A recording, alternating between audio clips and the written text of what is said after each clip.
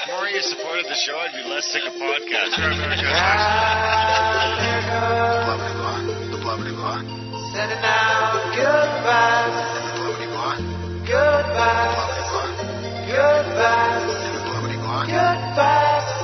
Good vibes. 108 breaths of deep gratitude and prayers for guidance and protection. And put on a didgeridoo and shamanic drumming track. Shivers or vibrations and stuff like that. 108 breaths of deep gratitude and prayers for guidance and protection. And put on a didgeridoo and shamanic drumming track. Shivers or vibrations and stuff like that. 108 breaths of deep gratitude and prayers for guidance and protection. And put on a didgeridoo and shamanic drumming track. Shivers or vibrations and stuff like that. If more of you supported the show, I'd be less sick of podcasts. America's life support.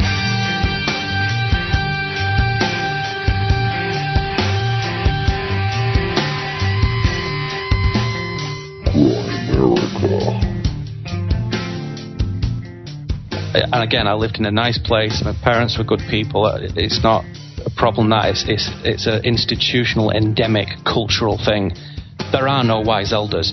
If you have some, you're extremely lucky.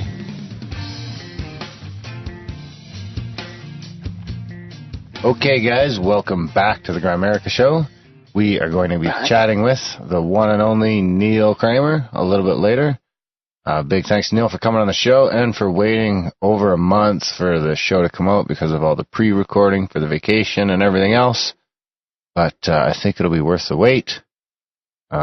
He was actually friends with, who was it, Niles Heckman? Yeah, when we reached out to him, he said Niles had said we were good dudes. Yeah. So he decided to let us pick his brain for an hour and a half or so.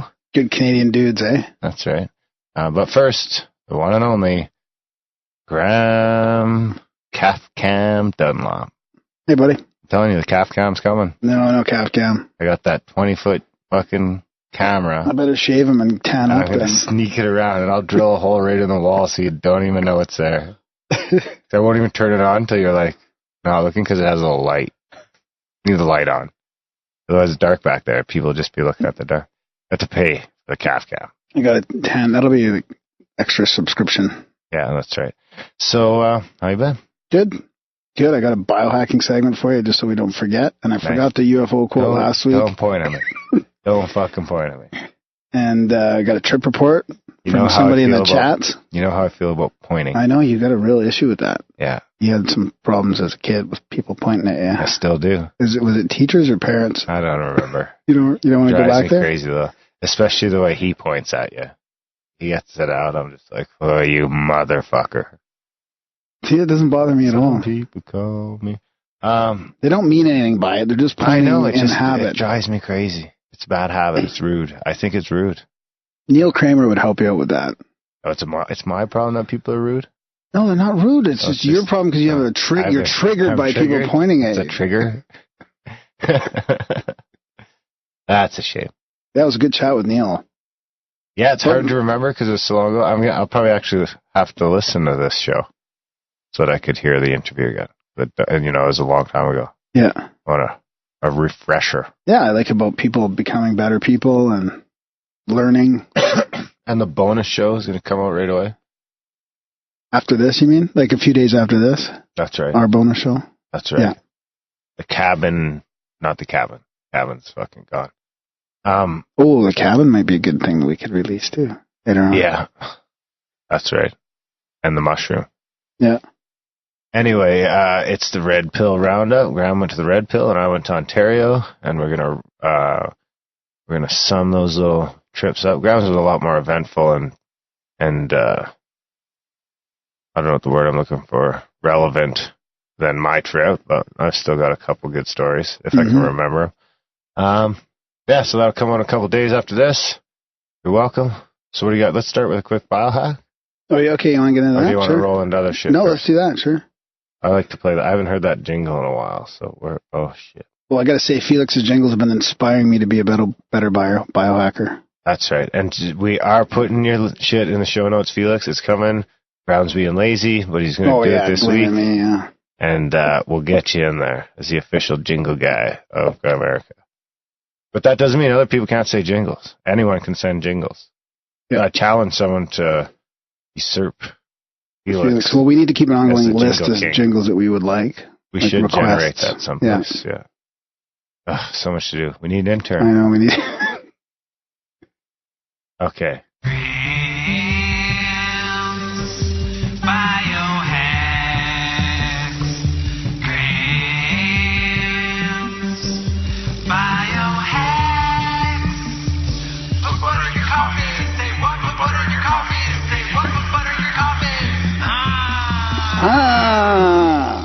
So, what did I do on Monday?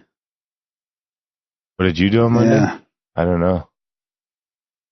I've been sort of threatening to do that. Not threatening, but...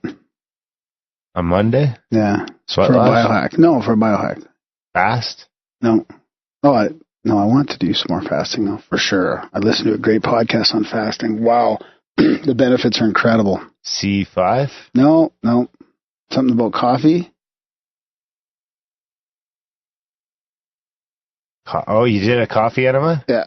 Jesus Christ, really? Yeah. How'd it go? It was good. Yeah, it was a little more calm, it was a little more normal or calm than I thought it would be. Thought it might feel a little weirder than it did. Ooh, it didn't feel weird? Yeah, a little bit. It felt like you were gonna, when the coffee was going in, you felt like you were gonna sort of get gas pretty bad or something at first, but then it calmed down and I just left it in there for like 20 minutes. For 20 minutes? Yeah, rubbed my... Did you do it yourself? Well, no, my girlfriend was there to help. She did it. She did the insertion, but I'll do it myself next time. But I just wanted somebody's help. So you just put a tube in your ass and a funnel and dump No, I ordered an enema bag from Amazon. It came from... Is that a Prime thing? No, it came from India, from Health and Yoga or something like that. Because they're not really available locally. You have to go to a special pharmacy store or whatever. So I was talking to my good friend Darren, actually, who's been doing it quite a bit. And he inspired me as well. And he was telling me how he had a hard time finding a good bag. So yeah, just filled it up. Were you wired? With coffee. I had tons of energy. I felt clean after. I felt light. Did you poo? Well, what do you mean? After? Well, yeah. So for 15 minutes, is in there. I was rubbing percolating? My intestine, right? Upside down. Rubbing my. No, I down? was in the tub sideways with one leg up. Okay. And then I got up and down afterwards. I kind of don't jump around. Jumped up and down a little bit, trying to swoosh it around, and then you just get on the toilet and you expel it, and it just it's a little harder than I thought. I thought it would just come flowing out. I actually felt like I had to go to get it out. The coffee? Then, yeah, and everything else that comes out with it, right, from your intestines. It must have been jabbering. I actually was quite, I had subtle energy there. Yeah, because they say if you see, there goes the mic thing again. Fuck. If you what? If you supposit alcohol, you could just do one shot and you're all fucked up. Yeah, and I did have a hard time sleeping that night. You did? Yeah. And I had a little bit of extra gas the next couple days. But yeah, I feel good. Huh. I'm going to do it again for sure. Keep doing it. There's not just do it a few times to get sort of back to kind of reset everything, and then maybe do it every couple of months. What exactly is that doing then? So it's astringent action, right? There's a top layer of mucus that's in there that it kind of gets rid of, right? And then there's a mechanical cleansing that happens as well. It's got antioxidant effects. Increased pH or alkalinity, which I've been trying to do as well without that, just through diet. And then also palmitic acids. Acid? Yeah, and then there's a caloric, how do you say that? Chlorhydric effect of caffeine. There's an effect of caffeine in there as well. And then it helps you with supplementing selenium and zinc. And there's a Chinese meridian effect as far as acupuncture that goes as well. Protection against toxins. There's a yang effect. I won't get into reading all these, but this is from Ben Greenfield Fitness, so I followed sort of his instructions as well, so I'll link to that in the show notes. Oh, yeah, I thought Ben was going to come on the show. No, he was, but I don't think we look to I don't think we appear to be quite the health and wellness podcast. You know, we're probably not in his. Why? Because of the doobie? Probably. No, he partakes in that too. Does he? Yeah. Are you calling out Ben Greenfeld for smoking pot on the show? He would admit it. Probably. Yeah. He's talked about it. Yeah. Huh. So there's also a sympathetic nervous system relaxation, improved hydration, reduced auto-intoxication, assisting the lymphatic system, and yeast and other parasite elimination from the colon, better skin, and meditation. But yeah, see, he's just putting that like meditation there. Is it like after the coffee wears off, you have better meditation? No, he's saying you can meditate during it or something. You're too wired. You probably barely sit still after you get that shit out of your ass. Yeah, no, I was feeling pretty good after. Yeah. Huh.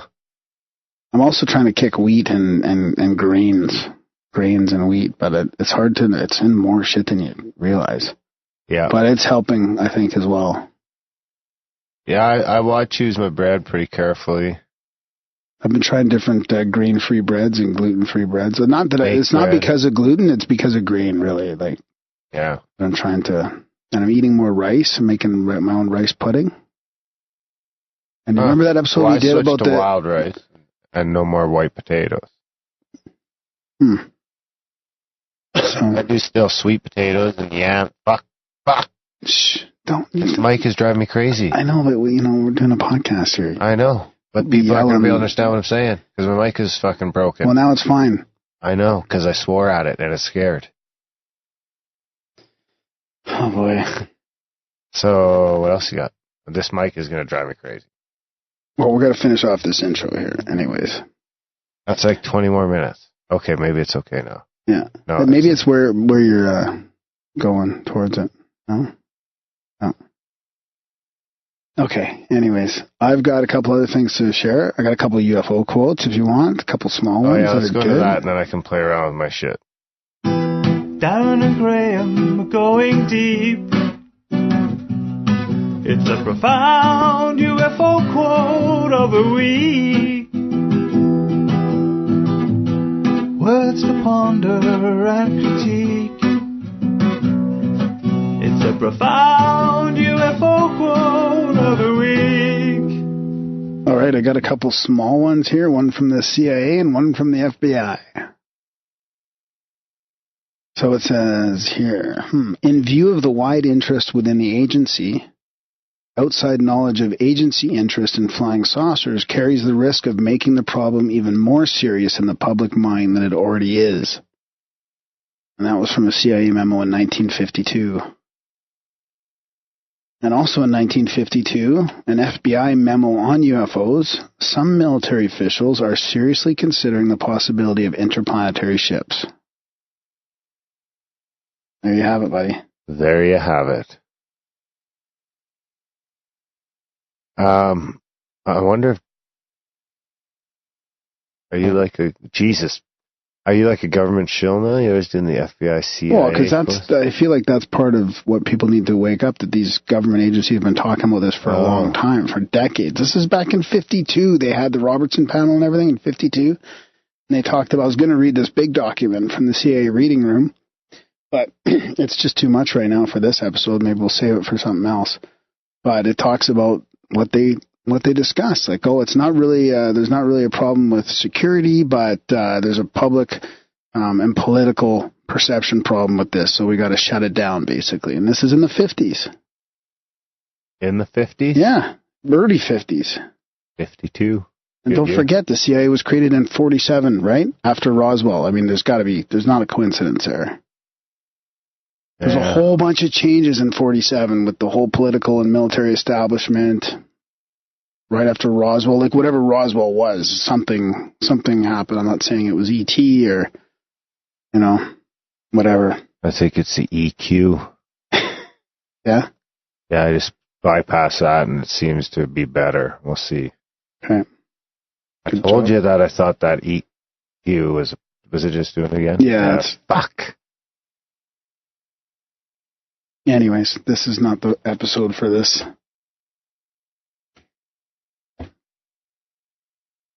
So I also got a long trip report to read. So why don't I I want to get into that. You got the long one from our buddy Kilgar? Yeah, Kilgar. No, he's got a pronunciation here. Kilgar.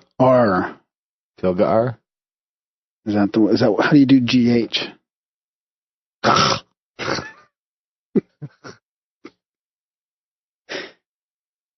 He says that's how you do GH and He says pronunciation. I thought I would clear that up as several people choke on my handle. Was there a pun in there?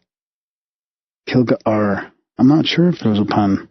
I don't know if I can go on like this. Yeah, you can. It's barely doing anything. You sure? Yeah. We're going to get emails. We're going to get emails because of your reaction every time. So just let it go. Okay. Let it go. Like water under the bridge or like cloud going through the sky. Unbelievable. With attached appreciation down. So you want to...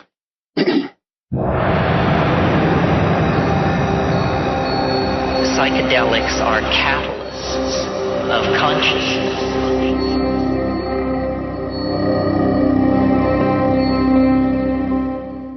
Now, we're not advocating drug use here in Grimerica, but if people want to partake, what are we to say, right? I mean, no, but there's a lot of drugs that I think are certain people should awakening, take like plant medicines and stuff like that, and mushrooms and acid and all, where people have some awakenings. Mushrooms can help out with a lot of problems. Yeah, definitely. Well, weed never hurt anybody, help out with some problems. I would advocate that before you go and get on an opiate, try some weed. See if that helps, depending on the legality in your region. Yeah, harm reduction. So, Graham and Darren, I'm really torn between two camps. Taking the shot would result in absolute proof there is Bigfoot, but letting it go would allow the legend to live on. I guess I'll decide over a coin flip which side I'm on. I would certainly shoot a wolf in, though. These are just plain weird. The chats are a lot of fun, and you have a great group of participants that is a constant source of entertainment for me. I would suggest a bunch of shout-outs, but instead, I'll attempt to weave their chat names into the recounting of my trips. I have several reports to submit, starting with my first acid trip. Then my very traumatic mushroom trip, which we won't get into more than a brief summary because it wasn't fun and I don't remember much of it. Then my ayahuasca trips, followed by my sapito, or toad. I guess it's from a toad. And there are some synchros built into these stories. Licking the toad? Probably. Most of my daily interactions with the world has some sort of synchro that acts like a mile marker on my journey down the right path. It has become pretty strange living life this way, considering sometimes I have to tell people around me to just trust me when I have an intuition. Usually those intuitions come from a synchro that I experienced. Sometimes my spidey sense will tingle and I'll have some intuition of a general scenario playing out that will allow me to mitigate disaster of some sort or another. I honestly have no clue how I became blessed with whatever the hell I'm blessed with, but it has come in handy. All right, enough rambling. Time for the first of many trip reports. First time down the rabbit hole. Age 15 to 16. Substance, liquid acid. Location, Boulder Creek, California.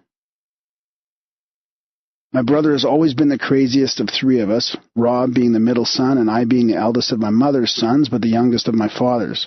There was some interesting turbulence in the family between my parents in regards to my brother and I. Typically our dad being of the they'll be fine mindset, while my mother was the standard my baby is so fragile mindset. Admittedly, I have lived to regret a lot of adventures my brother would instigate, and I did always live through them. Maybe a few new mental or physical scars I didn't really need.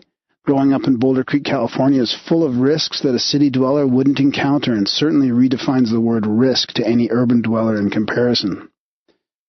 This time we were pushing to have me spend the night over at this house for St. Paddy's Day so that we could commute to work the next day without having him to go out of his way to pick me up. We worked together for a few months back then at Fiat Parts Distributor in Santa Cruz. We eventually win due to a tie-breaking vote from our dad. We eventually win due to a tie-breaking vote from our dad. Mother, as usual, was not pleased. She would have flipped if she knew my brother's friend was joining us, let alone that we were planning to dose. Dosing. I remember feeling that sinking feeling of anxiety, like I was a plane that was falling to earth with me inside. I was always an anxious kid, so I had learned to just white-knuckle it and move on rather than fall behind and be called a coward. Sometimes I would succumb to my anxiety and regret missing out on life, though. That evening would be the beginning of the end for me and my virgin mental state. 2 doses of liquid acid later, and I'm watching 6 Feet Under on Cinemax, realizing how fake the show was. I could see how the lighting would change based on the mood the director was trying to convey, and how actors would look at each other and back toward the camera direction. How the feelings were forced and other times were almost genuine. Michael C. Hall has always been a shallow actor, perfect for Dexter. I might add that this experience had jaded my ability to enjoy cinema. It's very rare I find a movie or TV show that can trick me into believing it. By this time I was starting to feel different than usual. Things seemed more vivid and had a deeper meaning to them.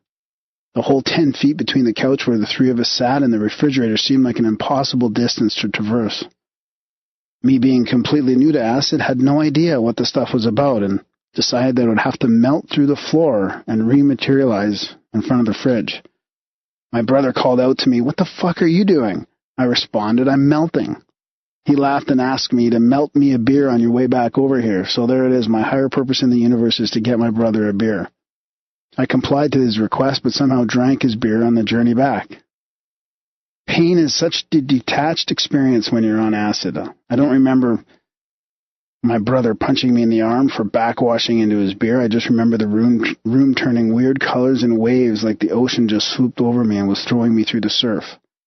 This is when things started to get interesting, and also when my memory started to fade aside from some specific moments that stayed with me.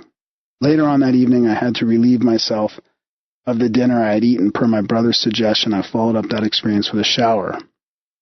Dear listeners, if you have not already, I highly suggest taking a shower while tripping balls. That is, of course, if you have the constitution to do things alone while in Wonderland. My brother had cautioned me to not gaze in the mirror and had gone the extra measure to put a towel over the medicine cabinet mirror. Toweled off all the water from my shower and put my clothes back on before I disregarded his warning. At first, my skin was waxy and gross, almost putrid. I had expected an unnerving sight, so I was almost prepared for what my eyes began to take in next. I began to notice my face separating into 2 regions. The area from my nose to my brow looked like my father's, and the area below the nose to my chin looked like my mother's face. Then several different faces began to emerge from my own. My grandfather's, my grandmother's, my brother's, my sister's. It was too much, but I couldn't look away as all of those strangers manifested themselves with only my eyes being the only detail that remained mine. Thankfully, my brother interrupted this show of existential identity theft. "Dude, I told you not to look into the mirror. You start seeing the weirdest shit when you do. So what did you see?" I explained to him the best I could about the faces, and he laughed and said, "You're such a fucking dork. Let's go outside and look at the trees and the wind." Later that night, after hours of shenanigans and failed attempts to draw in my notebook, we grew tired and started settling in for bed. My brother said, "This is the part of the trip you deal with alone," in a stoic voice. Our buddy was laying on the living room floor between myself on the futon and the television with my brother's circa 1980 stereo system complete with red LEDs and a full graphic EQ. As I lay in the darkness, our buddy snoring louder than a chainsaw with the stereo just loud enough to overcome his rasp, the only light in the room coming from the stereo system, I started to see above me a dance of lights and colors when you press, just like when you press your eye too hard on your eyes. Okay, shapes began to form. My life started to play out in front of me. I could remember conversations with our old acid head teacher from school in dream class, Dick Hara, talking about the archetypes of dreams and acid trips. And then about that time, that song by Kylie Minogue came on, "Can't Get You Out of My Head." It started to play, and I noticed the colors and lights above me to take shape. There was a white Pegasus in the distance flying. I could hear it telling me fear is the mind killer. I wasn't afraid until that moment. Then I could feel this pressure starting to build around my feet and legs, like I was being constructed or tied down. Constricted is obviously what he meant. The squeezing feeling slowly made its way up to my thighs, then my hips, then my stomach. I was paralyzed with fear, staring up at this great white horse, staring in terror as it flapped its wings above me. As the constricting tightness finally wrapped itself around my shoulders, my entire body paralyzed, and my breathing coming in shallow gasps as a giant head comes into view between me and the horse. I just stared paralyzed into this white snake's face while it squeezed the life out of me, terrified and paralyzed. So many things started to race through my head, my life, other things I was grateful for, things that I regretted. All the while I could hear the horse insisting, "Don't be afraid or you will die." I stared up at the snake and the snake stared back at me. Its grip began to relax slightly as I worked on clearing my mind and pushing back the fear. With every grasp of air I forced to take slowly, the grasp of the snake would reduce more and more. Eyes still locked on each other, it left me with an impression or feeling, not words. I knew somehow Snake and I were connected. I knew I could die in this body, but that I would continue on. The idea of the self, was separate from the soul. The I slowly drifted off to sleep, succumbing to exhaustion.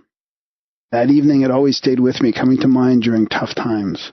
From being deployed to Iraq and the close calls that came from that experience, to the near misses here at home while commuting to work. Whenever my life is truly in danger, a sense of calm comes over me. I almost react to the moment without thinking. Oftentimes a tense situation will unfold and I'm left reflecting on what happened rather than participating in the moment. I've always left feeling fear after the fact, but never in that moment. So there you have it, dear listeners, my long-winded trip report. Did you find the Discord reference in there? You'll need sharp eyes and keen hearing to find it. Maybe that was a second reference just now. Who knows? Thank you, Graham and Darren, for your time. Sean Shameless, a.k.a. Kilgar. Is sharp eyes and keen ears, is that Adam Loyals? Oh, maybe. Oh, Mr. Owl. Mr. Owl, yeah. Mr. Owl. Now you're doing it. Ah, loser. Now I'm doing what? Crackling. Yeah? I don't think so. Maybe I think that's just you coming close, yeah. What? So you didn't catch the other ones, too? There was a couple other ones in there. Oh, I don't think I should reveal them, though. No, you shouldn't reveal them. People can rewind it over and over and over again if they see fit. So yeah, thanks for the trip report. It's interesting how it's like so many people feel that oneness, right? That, like you're... One, maybe. You know, like you can't really die. Like you're, energy more than a physical body. Definitely how I feel most of the time. So he was talking about the chats. That's, we used to try Google Chats. So we have a perpetual chat going on for people that don't know, right? Used to be Google Chats, but we got limited to 150, so now it's on Discord. There's a link in the show notes. I think it's grimerica.ca/chats or chat. I think I tried chats and it didn't work last time, so. I'm trying it right now. Keep talking. Anyways, there's fun times in there.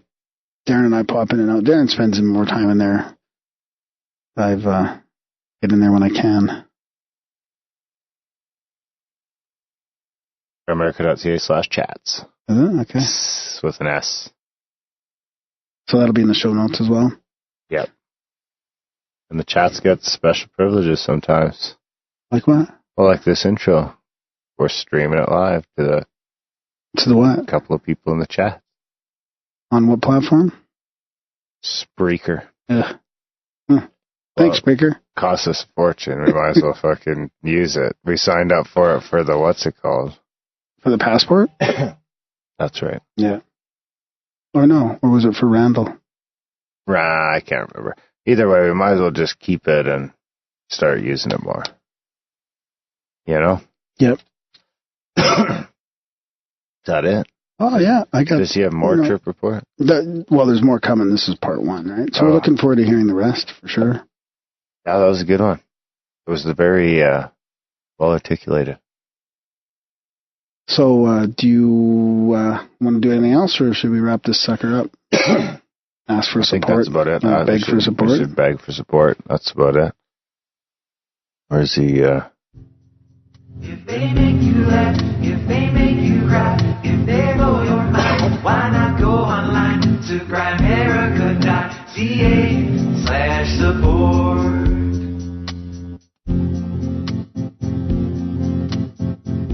Yes. So check out Grimerica.ca/support, guys. There's a bunch of different monthly options there. Everything from $1 a month, $30 a month. We've got people in at all different levels that are really towing the line and helping pay our operating costs and chip away at our investments and things like that. One-time donations, too. Yeah, our people who do the one-time donations help. We've got our swag, Grimerica.ca/swag. I think someone bought a Take the Shot shirt today, actually. Oh, cool. Yeah, that's good. It's a good one. I should keep a tally, actually. I think I might be pulling ahead. I don't think so. No, probably not. There's still more. More people want to save Sasquatch. Yeah, then take the shot. I'll do another poll. You've Yeah, won let's do every that. poll so far. Yeah, let's do that. Yeah. So check out the Sport Cage, guys, if you can. We got a bunch of people. We got Felix, King of Jingles, help out with all jingles and things like that. But yeah, it really is these guys, you folks that sign up for the monthlies that help us keep going. There's also a bunch of links in the show notes for other stuff, like reviewing the show or leaving voicemails. Yeah, we got a new review. Yeah. Yeah, I think the reviews really help. Like, I think when we try and book guests and stuff, some people might go check, and it does help for sure.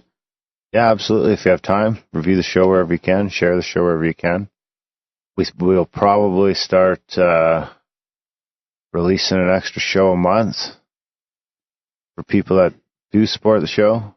Yeah, as a way of saying thanks. Yeah, we're looking at doing something a little extra. That's going to be coming soon. These people that have been supporting the show for a couple of years, without them, we probably would have faded away a while ago. So we've been thinking of a way to pay them back. We're talking about maybe doing a wall of donors and things like that. And we just said, fuck it, we'll just start throwing some extra bonus episodes in there. We'll throw the mushroom show in that feed, and we'll try and record an extra show a month, maybe 2 shows a month when we can.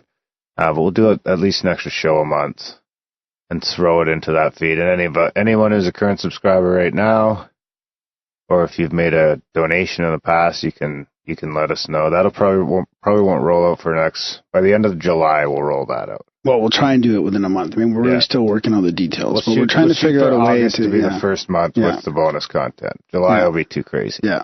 But by August, we plan on doing some sort of bonus content to say thank you, and to be honest, stimulate maybe a little bit more support because we've got to pay off debts and stuff in here, right? Yeah, and we've got big plans. We've got different ideas we'd like to do that all cost money, and at our current rate, it's just not going to happen. Yeah, it's barely sustainable, but it's not really, enabling us to pay off debt or grow. So that's right. It's very low. I mean, and that's not saying we're not complaining. We're not complaining. The people that you guys we're amazed that anyone supports the show at all, and that's the main reason we want to release bonus content, is to say thank you to those people that have been towing the line, and at the same time, if we can coerce the low percentage rate we get now up to a higher percent with some more people supporting the show. And we would never change pressure on this end, and that'll never change this affect this show. This show is always going to come out every Friday-ish. The back catalog's always going to be free. This show's always going to be free. There's never going to be ads in it. We're just going to start up a black budget separate feed that's going to have episodes with me and Graham in it. But I guess you're rolling it out now then, eh? Yeah. And that's what supporters are going to get. Like I say, it doesn't matter if you're $1 a month or $30 a month, or if you made a one-time donation, you get the URL and you're in the club. We're not going to do the set amount or blah, blah, blah. If you're on a plan and you get the URL and you get tight and you have to cancel your subscription, we're not going to track you down. No, it's still value for value, still right? Value for value. We just want to... We trust people that, look, if you want that extra content, if you want to do $1 a month or $5 a month or $10 a month, then we'll trust you, and whatever value you think you're getting. Every once in a while, whatever, as long as you contribute something, you're getting the link, and we're never going to take it away. Yeah. And like I say, we'll populate that with at least a show a month, and if it goes well, we'll increase it as we can, and as we look at different ways. I mean, I've talked to a couple people and got some great ideas for some of the kinds of content we can do along with bonus shows. Like, we're never going to sneak interviews into there or anything like that. Oh, yeah, we might, yeah. Oh, yeah. Oh, yeah, right. we might, yeah. Yeah, because we have too many interviews lined up, right? Like, we can't... So we have the potential to, right? We'll keep this going. We'll keep 4 or 5 going in this feed for sure, like we normally do. It'll be the same. Nothing changing. But sometimes we have to squeeze other interviews in, and that'll be a place for us to release the odd interview. And there is the odd interview that maybe isn't proper for this platform too. That's the other thing too. We could get a little bit more controversial, extreme, or controversial, or creative over there, where we're not gonna, piss off our base too much. Yeah. Maybe some political stuff there from time to time. I don't know how bad that'll get, but I can definitely think of 1 or 2. If we're going to keep it open for interviews, I can think of a couple. And I can think of it as a place to rant, since I can't rant here. I can rant here about certain things, but not others. Yeah. So anyway, that's going to happen. So I hope you guys don't take that as us turning our back on value for value. We look at it as enhanced value for value. Yeah, exactly. So, thank you to our supporters, and you can look forward to, in the next month, I'll get all the emails together, and I'll get ready. As I set up the new feed, I'll email you all the RSS, and it'll go into your regular podcast player just like you have right now. It'll pop out. Same logo. Maybe I'll throw like a cloak over it or something. Yeah, we gotta switch it up a little bit. Yeah, we'll figure out that. We'll change it to black and white. No, I don't know. Well, we'll see. Let's see. Yeah, we'll talk to Red. Yeah. So, all right, guys. I think that's about it. We should jump into it, run along, and we're going to record another show right after this. So, was there anything else? No, I think that's it. I didn't get to play. Well, let's enjoy this. Graham is an all-in believer in chemtrails. And I do have the blah-blah-blah ISO, finally. So if you did want the blah-blah-blah, email me again, and I will send it to you, and I can send you the long version or the single cut. Right on, buddy. Enjoy this interview with Neil. It's a great one. It's a great one, and look forward to a bonus episode later in a few days. Yeah.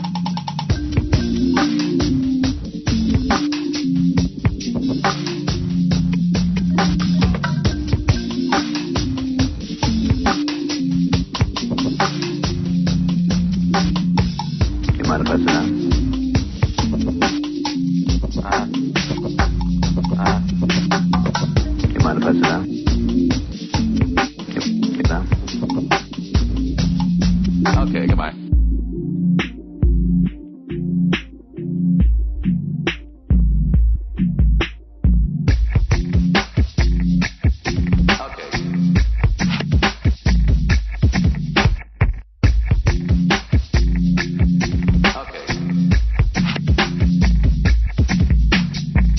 You mind if I sit down?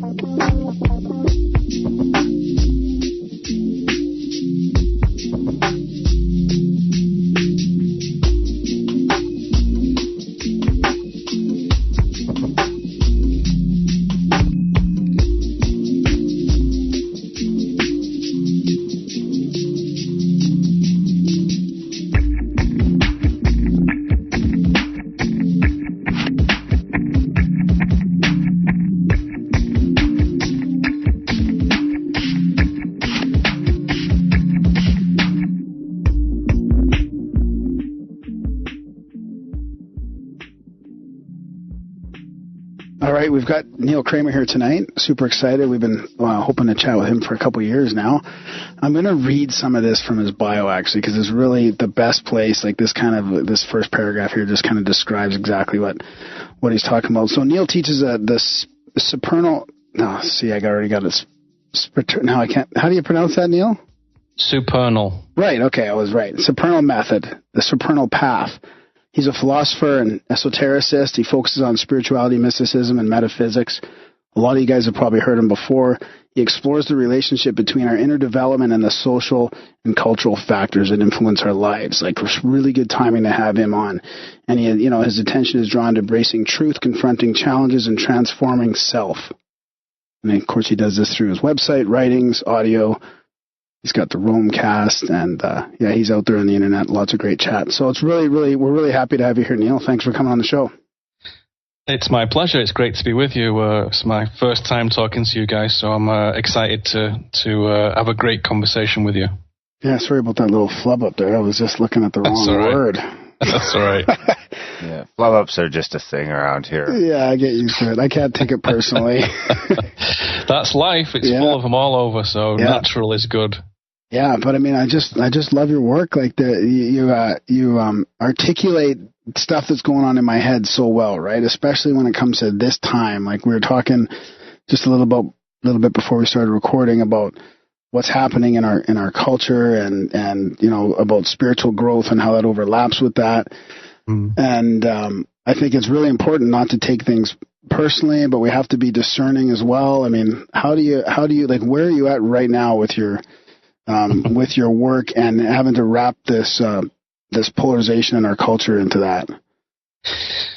Well, it's been fascinating, first and foremost. I think if you can depersonalize everything in life just for a moment and rise above the map, it's just so fascinating to see people's insides revealed and to see this mainstream control system that I call empire, to see it kind of remove its mask and show itself. So it's unprecedented, a lot of things that are happening. And I think if we're always campaigning and always pinning our colors to a certain place, and you lose sight of it. So that always to depolarize, depersonalize, to just, go and sit on the mountaintop and just contemplate it, then you start to realize that some very important things are happening. So, I mean, I work with people a lot. Probably 70-80% of my work is actually spent with individuals who engage me to offer guidance and a focus, essentially.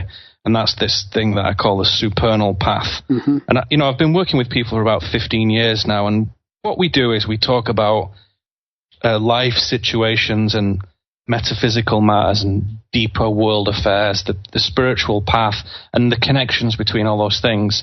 And if you just want the real essential core in plain English of what I do in myself and with others, it's very simple. We simply are aspiring to become better people. Stronger, wiser, truer, to have healthier alignment, more harmony, more contribution. So that is what spirituality is to me. It's very, as you might say, unadorned. It's very practical. It's very simple. It's not fancy. It's not complicated. It's very simple. And in this refining work that we do on ourselves, we come to more deeply experience the mystery of life in a deeper and more satisfying way. So, there's certainly a higher element to the work, but you could basically say that, what is that? Okay, it's self and soul, that these two elements of one's being that have a profound connection. And when those two elements are working together, life is good. And when they are not working together, life is very difficult. So when I use the word alignment, what we're talking about is sort of cultivating the proper relationship between self, being Neil Kramer, being Graham, being Darren, and the higher aspects of oneself, and having those two in proper relationship.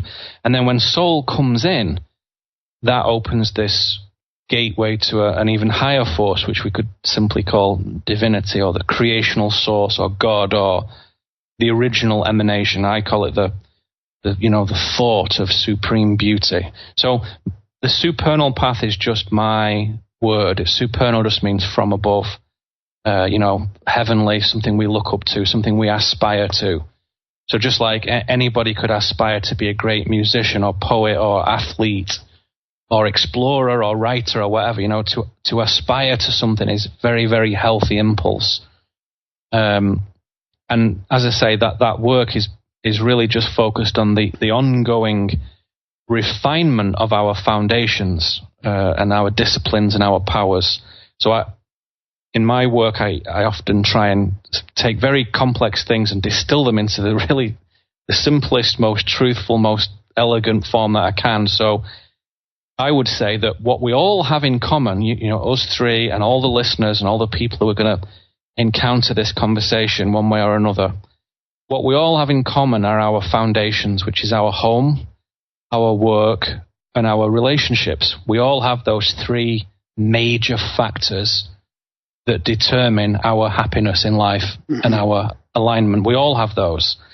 And the question is, how aligned are they?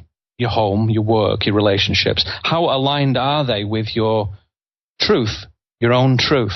And that's a very personal choice. So you can just ask yourself, on a week-by-week basis, do your home, work, and relationships reflect your inner state, your metaphysical aspirations, as we say, your vision of excellence? Is this the gap you're talking about?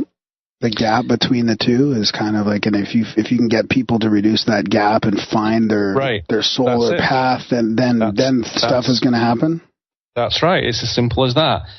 And what people do is they don't have a vision of good home, good work, good relationships, and just drift. They just drift from one kind of setup to another. And I've done it too. I know what that's like in both ends of the spectrum. But those foundations are a demonstration of our art of living. So there's no reason why anybody can't have a really excellent set of foundations, none at all. And those foundations are the building blocks of many things. So the foundations lead to disciplines of insight, growth, and empathy. And those disciplines lead to powers, magical powers of vision, translocation, and transmutation. So these three forces all connect to each other, but everything is built on those foundations. So when you're talking about those things, we talk about everything. We talk about politics, nutrition, music, home, mothers and fathers, kids, brothers and sisters, sex, emotions, artistry, everything. So the foundations we all share, so everyone has a way into that spiritual path. It doesn't begin with the fancy stuff. It begins with the very rudiments that everyone has. So, as I say, I demand that practicality of my own spiritual life, and I, strongly recommend it to other people. So that is the basic work that I do, is the refinement of these three forces: our foundations, our disciplines, and our powers. It's interesting that so if you work with people, then are you seeing them, like, as you reduce the gap, let's say, and you're seeing true transformations in these people, like people are finding, this improvements. I mean, I got to tell you, but hanging around people that are working on themselves is so refreshing compared to being in those environments where they're not. I mean, you can find those groups of people, and I've met some people that it's almost more of like a spiritual / new agey crowd, but in a way they're way more grounded than I would have expected. Yeah, the test always with people who work on themselves is that it's not just endless theorizing and complex philosophy and psychology. It's very practical. Right. They're just strong, happy, true men and women. So, we use a word often in my work, remembrance, and I would say that the majority of the spiritual endeavor of a man, of a woman, is really about a sort of remembrance, remembering why we're here and what we're doing, basically. To know that, your life is not accidental. It's not just a happenstance of circumstances. It's however easy or challenging your life is, it's self-chosen. And, we are here in this vast, I would say, sort of spiritual college. Here we are all together in this, very, in a way, implausible and strange, but also wonderful learning environment. And, people sometimes say to me, what makes you think, Neil, that this is divine? What is special about it? Why is it magical? Does it have to be? What if it's not just some giant dead clockwork material accident, you know? And I say it's a simple answer. The giveaway is learning.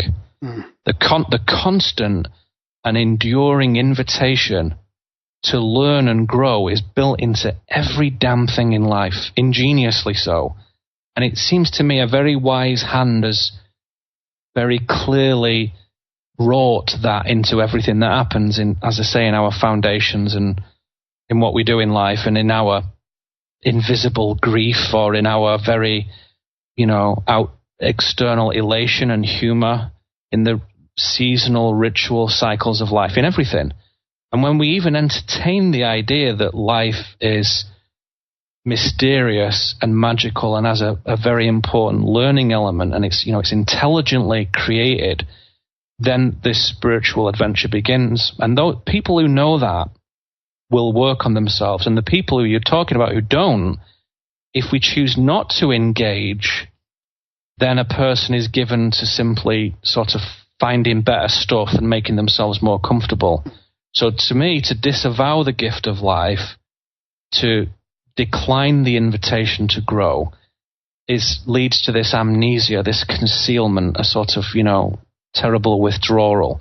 And what I call empire, just, you know, the system of control, loves those sort of robot people because they do exactly as they're told, and they'll believe any old rubbish that they fed. You know, absolute dreadful stuff you see on the television now from people like Anderson Cooper and Rachel Maddow and Angela Merkel in Germany and Emmanuel Macron in France, or, you know, celebrities like Alec Baldwin and Lena Dunham and people. Absolute garbage, absolute claptrap. People who are living in disavowal, it's champions of empire. So the polarization of the media really exposes people's ability to self-determine. And those who cannot just fall into lockstep, you know, like soldiers with whatever campaign has got the loudest voice and the boldest colors. So to see people supporting Hillary Clinton, for me, was absolutely staggering, absolutely incredible that anybody in any way, shape or form can buy that for 1 second. Yeah. I'd have voted a tree stump as president rather than Hillary Clinton. So that to me really shows where someone's at. And if they're theorizing about spiritual life and philosophical life is just that, it's just theorizing. If it is, this time will reveal it. For me, it's not. It's experiential. And especially at this time of polarization, it absolutely exposes people's belief in themselves or disbelief. No one can hide anymore. They're showing you every day in the street and in the workplace and on the television, on the radio. Everybody is showing their true colors. And boy, oh boy, it's very surprising. Yes, it's unbelievable how polarizing it gets and how really the veil is lifting. Like, it's so easy to see the lies now. It's like blatant lies. And yet, you know, these people that I thought would have been, you know, let's just say there might have been some Bernie supporters or people that might have been open to some of this sort of alternative, you know, like everything, let's say non-system, non-empire, right? Yeah. Where are they? Like, they've become so polarized too, just because of, you know, who won. Like, it's so if that would have changed, they would have been completely in a different space as far as, you know, banking or environment or whatever. Like, it's so amazing to me that so many people a lot of people are waking up as well to the lies and seeing through the media and then leaving that paradigm behind. I mean, we do see the decrease in that for sure, but the amount of other people that are just stuck is just blows me away, that they can't see through it, or they don't want to. I think they don't want to see through it. I think you've hit the nail on the head there. They don't want to. What people want is to vote for somebody, to follow somebody, but to follow a prescription, to go with the program, and they want, you know, viable leaders who can make that happen. What Donald Trump does is completely upset that, because he spoiled the illusion. Yeah. Because he doesn't, if it was Mitt Romney, it would be okay. right? Because he's just exactly what you'd expect from a conservative. Yeah. Go with the program, looks like everybody else, will say the right thing, he's a nice statesman, he's a decent family man, all that. Hillary Clinton, same thing, just continuation. So if it was somebody like Mitt Romney, if it was somebody like Hillary Clinton, it's an absolute guaranteed continuation of empire, absolutely guaranteed. What Trump does is upset the apple cart, because people have basically said, there's very few people who believe that Donald Trump is going to be a supreme statesman who voted for him. Very, very few. The reason many people who I've spoken to, especially face-to-face, not anecdotally, but me talking to them, first-person experience, first-hand historical experience, most people I've ever met walking across America since November voted for Donald Trump, most people, even in Portland and Seattle, right? And those people said to me, I voted him because this has to stop, this system. Yeah. It has to stop. And many of the people that I speak to realize that things we think we knew what they were, like affordable health care or the Environmental Protection Agency or the Federal Bureau of Investigation, are not those things at all. Yeah. And so when Trump comes in and messes them up, that's a good thing, because they're not what they purport to be. Exactly. Affordable healthcare is not about affordable healthcare. The FBI does not protect national security. And the Environmental Protection Agency, the last thing that does is protect the environment. That's the last thing it does. It's not even about left or right. It's about those principles, right? It's about the principles that the core establishment and the core process that has been in place since Egypt, right through to Rome, right through to, empires across Europe and Britain, right through to here, is unbroken. It's one system. And that system is fundamentally anti-human. It's a war system. And it has to have a story for the people who don't want to engage to follow. Otherwise, you just end up with people mad in the street. And the story is so richly ornamented and so articulate that even intellectual people choose to follow it who should know better. Yeah. And even brave-hearted people who should know better choose to follow it. So whether you've got like a Marxist intellectual, or you've got a patriotic, Iraq war veteran, they both should know better. But because they've not been schooled in self-determinism and in individual power, they have to follow something. And so then you end up with this constant dichotomy, false dichotomy. So one of the things that I try and do in my work is immediately break down the reference points of conservative and liberal, of progressive and traditional. Just say, look, we're not even going to talk about any of that. That's all rubbish. All of it's garbage. It's all surface, yeah. It's just nonsense, So you have to check your reference points right from the beginning. Right from the start, you have to say, our basic assumptions about well-established, 200- and 300-year-old institutions in America and 500- and 600- and 700-year-old institutions in Europe are wrong.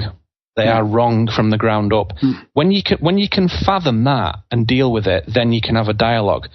If somebody says, I can't accept that, what's the alternative? That's nonsense. I can't go there.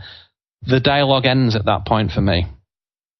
So I choose not to engage. I'm very polite. I'm very civil. I don't provoke. I'm not interested. I hate debating and arguing.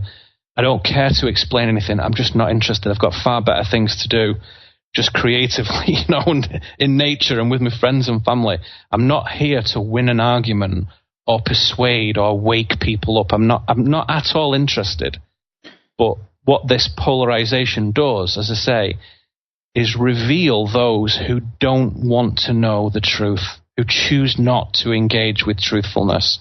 And the numbers are staggering. It's nearly everybody. Nearly everybody. The numbers of celebrities and musicians is what blows me away. Like, this is when they're all coming out. Like, there was musicians that I used to love, like Pink Floyd or Madonna even, and all these. I mean, the list goes on. Bono, Madonna, Pink Floyd. From somebody like Barbara Streisand or Meryl Streep, I wouldn't expect anything better, or Madonna for actual fact. But for somebody like Bruce Springsteen, I would expect him, if he has any sense of working class struggle and pride, you would expect him to do better than that. But it just shows you that even somebody with a big heart like him, I mean, he's not my cup of tea, but I believe he's a decent fella. Yeah. He's got it absolutely wrong. Absolutely wrong on every level. Alec Baldwin, John Bon Jovi, George Clooney, Ellen DeGeneres, Julia Roberts, all these people who we've grown up with in film and television have just champions of empire. And all empire has to do is stand back and let them do it. Yeah, and most people will believe it. Are they doing it? Why are they doing it? This is the thing. Are they doing it because they're told to do it, or is it that? Does it go that deep, or are they just they're so deep in that bubble they're that just winning. The same as they're winning the game. They're just the same as anyone else. They have no idea what's going on. Those people who think there's this giant, ultra-sophisticated cabal of illuminist people, to me, that's nonsense. All empire has to do is allow the misinformed people to come to the front, and that's it, and they've got it. So, like I say, people, I just don't like picking names out, but hopefully, if any of these people listen, they won't be upset. I don't usually do that. But if we're going to pick them out, we'll just pick people who, should be thick-skinned enough. So people like Anderson Cooper, as I say, and Rachel Maddow in particular, have no idea what is occurring in the world. None. They are firmly entrenched in a false paradigm. And that illusion is so vital to keep it going, to keep that engine turning around and around 24/7, that you have to have these powerful voices who seem very earnest, real sort of penetrating inquiry and stuff to the mainstream viewer, but not at all. It's absolute garbage. So although they're reading scripted material, I know that they have no idea what's going on. So you just allow the ignoramuses, through their own choice, ignorance is a choice, allow those people a big mouthpiece, and off you go, and you just stand back and let it happen. Yeah, but isn't there some intentional, philosophy going on here where, when you hear, even like, let's just, if we're going to throw out names, like Hillary's doing a speech right now, she's on tour, she's talking about these 3 examples, let's say, and those are the exact things that they're doing. They're accusing the other side of the exact same thing they're doing, and it's like she's learned this from the guy she's read or something, that basically it's this theory that, you accuse the other of, and I mean, in a spiritual way, Saul Alinsky, thanks. And in a spiritual way, we all do it to some level. Like I think I notice when it happens to me, like I get upset at somebody and I'm like, this is what I do all the time. It could be tiny, it could be bigger, but I can see it in myself and others, but I think this is more intentional. This is like the part of the game. It is. And when the game gets very frenetic, people start to get serious, and sometimes it's a lot of fun, and sometimes it's dangerous, and people get hurt. So this is a prime example, before we go into any further detail on it, of this in the supernal path that I teach, this spiritual method. We just have a trinity, the spiritual trinity. So many spiritual thinkers have proposed this idea, and I'm just doing my version of it, just like everyone else. Mm-hmm. And the Trinity is self, to which the current state of the world is a very great concern to self, right? So if you watch the news and read the newspaper, it's of a great concern. And if you move around the cities, BC and Seattle and Portland are places I go, it's a great concern. Huge problems. There's people blowing each other's brains out in Chicago every night. Huge concern. To soul, it's very fascinating. It's very interesting, these movements. To the divinity aspect of us, the top layer, it's a game. It's a game of learning. So the Trinity is always present all the time. If you just have self doing everything, you go around in circles. So you get someone who's very clever like Noam Chomsky, but they miss that dimension. They just go round and round and round in circles. It doesn't go anywhere. The only understanding of it that makes sense to me is where there's this trinity of being, which I believe and feel is in every human, which is the self and the soul and the solar. So the solar in my cosmology is a pathway to divinity. So we often use this symbolism of the sun. So it's like imagine a circle with a dot in the middle. That's the sort of alchemical symbol for gold. So it's also a reference to the sun. So solar, soul, and self. That trinity is always at play.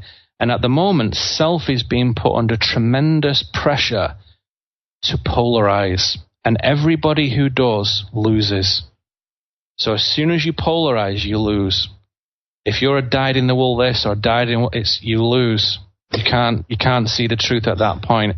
So it's an exercise, this, in equilibrium, in deconstruction, in putting your money where your mouth is, basically. Because if you think about in the early 2000s, everyone was very happy to conspiracy theorize. But now it's become right on our front doorstep.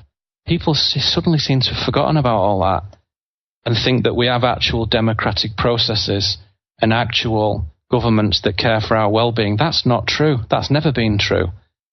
And it's like suddenly, when it's on your own doorstep, people seem to forget all the principles that they've been pondering for decades, all get thrown out of the window.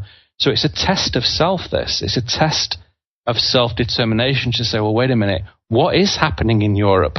Why are millions of people from the East moving westwards and destroying ancient cultures in Germany and France and Spain and Portugal and England and Ireland and Scotland? Why is that happening?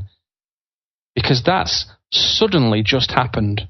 And it's nothing to do with natural immigration or natural displacement through conflict. Nothing to do with that. It's clear that. Why is that happening? And that's, if you just follow that one thread of weaponized immigration, forget what color they are or where they're from, that's largely irrelevant. Just the numbers of people who totally do not integrate and who totally have no interest in doing that. You can see the hand of empire, and it's right there, crystal clear in front of you. And it leads to everything, and all the whole shooting match is revealed, and still people don't want to look at it. They just think that if you even question immigration, you are somehow a terrible racist, naturalist, monoculture. And what absolute garbage. Racism is almost a meaningless word nowadays, almost totally irrelevant. So, again, it's all in front of you, and it's a test to check your foundations, to check your reference points, to not theorize, but to establish truth for yourself in your own life. And when you do that, a lot of the pressure disappears about Hillary and Donald and, all these crazy right-wingers and all the crazy left-wingers who are even far worse to me at the moment. I've never seen anything like it. All of that problem starts to immediately depressurize. And all those people, you start to see that they've got lost, utterly lost in self. And soul plays no role in what they're doing. They've lost equilibrium.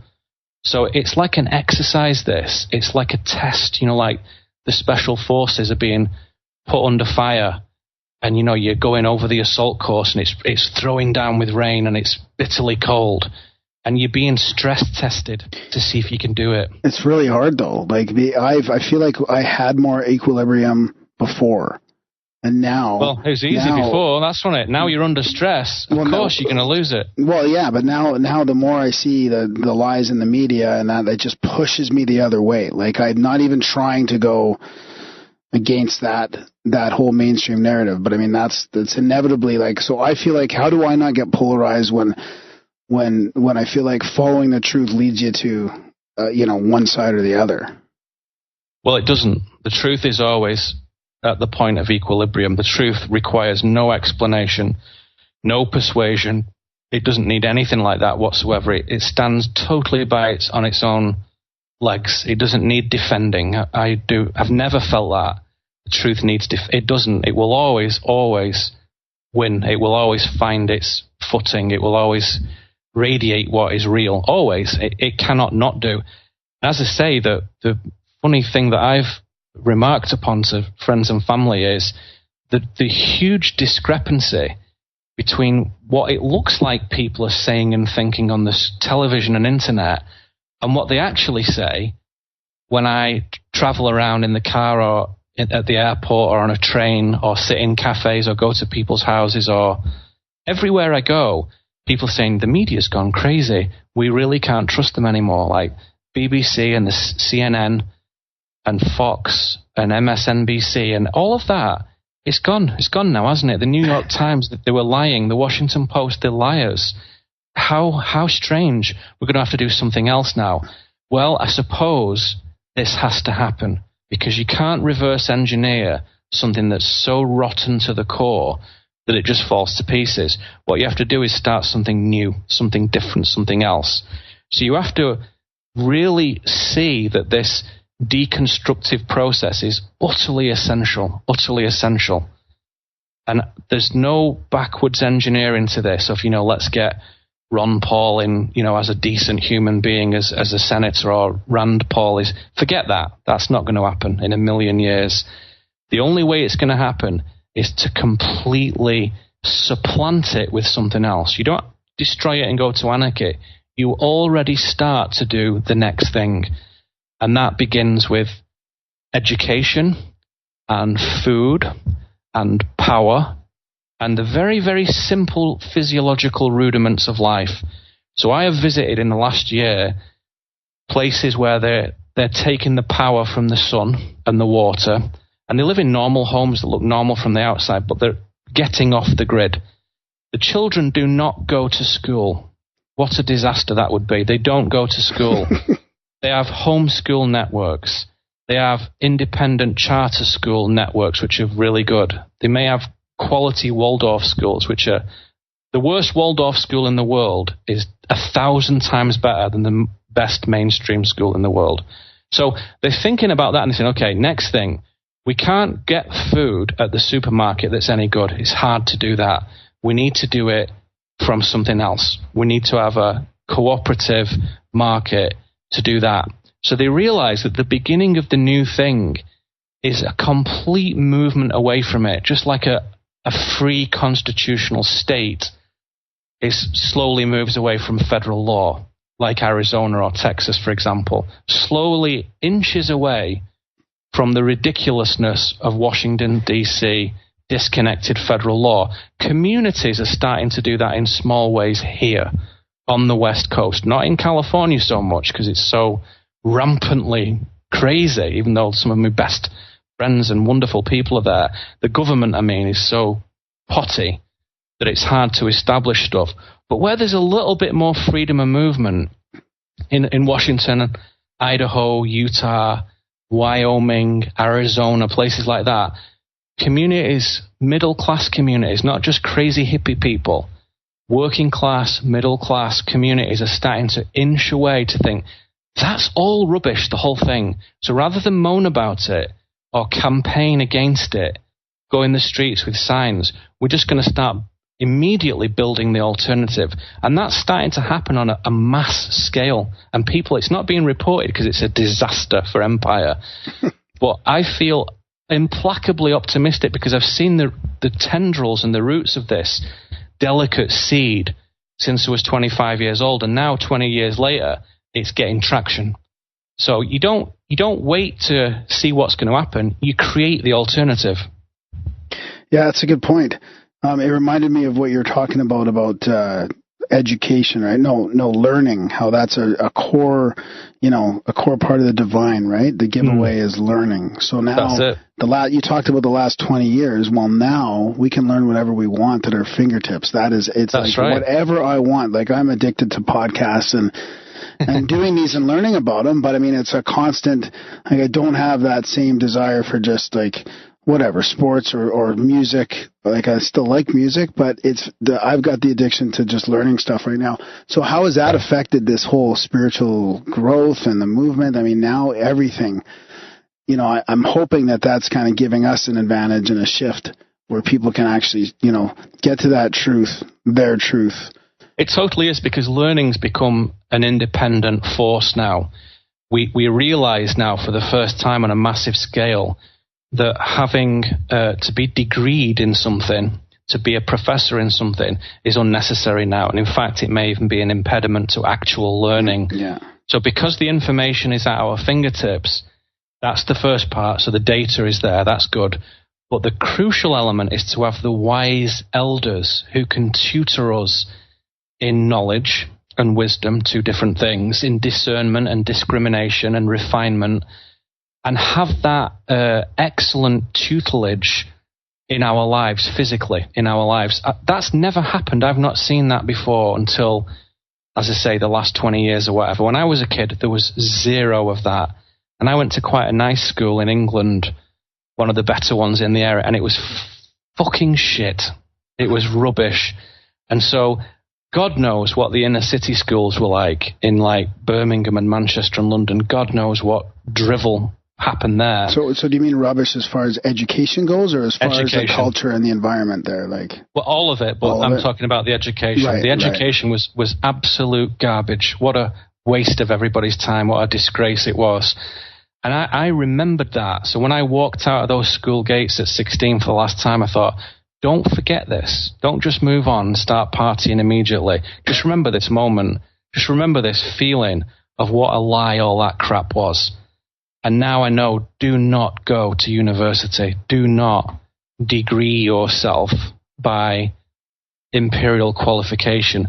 Instead, actually learn. Actually learn the crafts of philosophy and psychology and the crafts and art of spiritual, mystical, metaphysical practice. Learn that. And you're going to have to try twice as hard. I'm saying this to myself because you have to discipline yourself. You can't just, dip in and out and know lots of things in a small way. You must become a scholar. You must learn the art of the scholar. And what's with the introduction of the internet in the late 90s, so we've got the data, we've had that now for a while, but what we're starting to have now is some of the people who are 10, 20, 30 years older than us. We have the wise elders now, independent for the first time. Yeah. So they're starting to get into the education. Multidisciplinary guys. Right.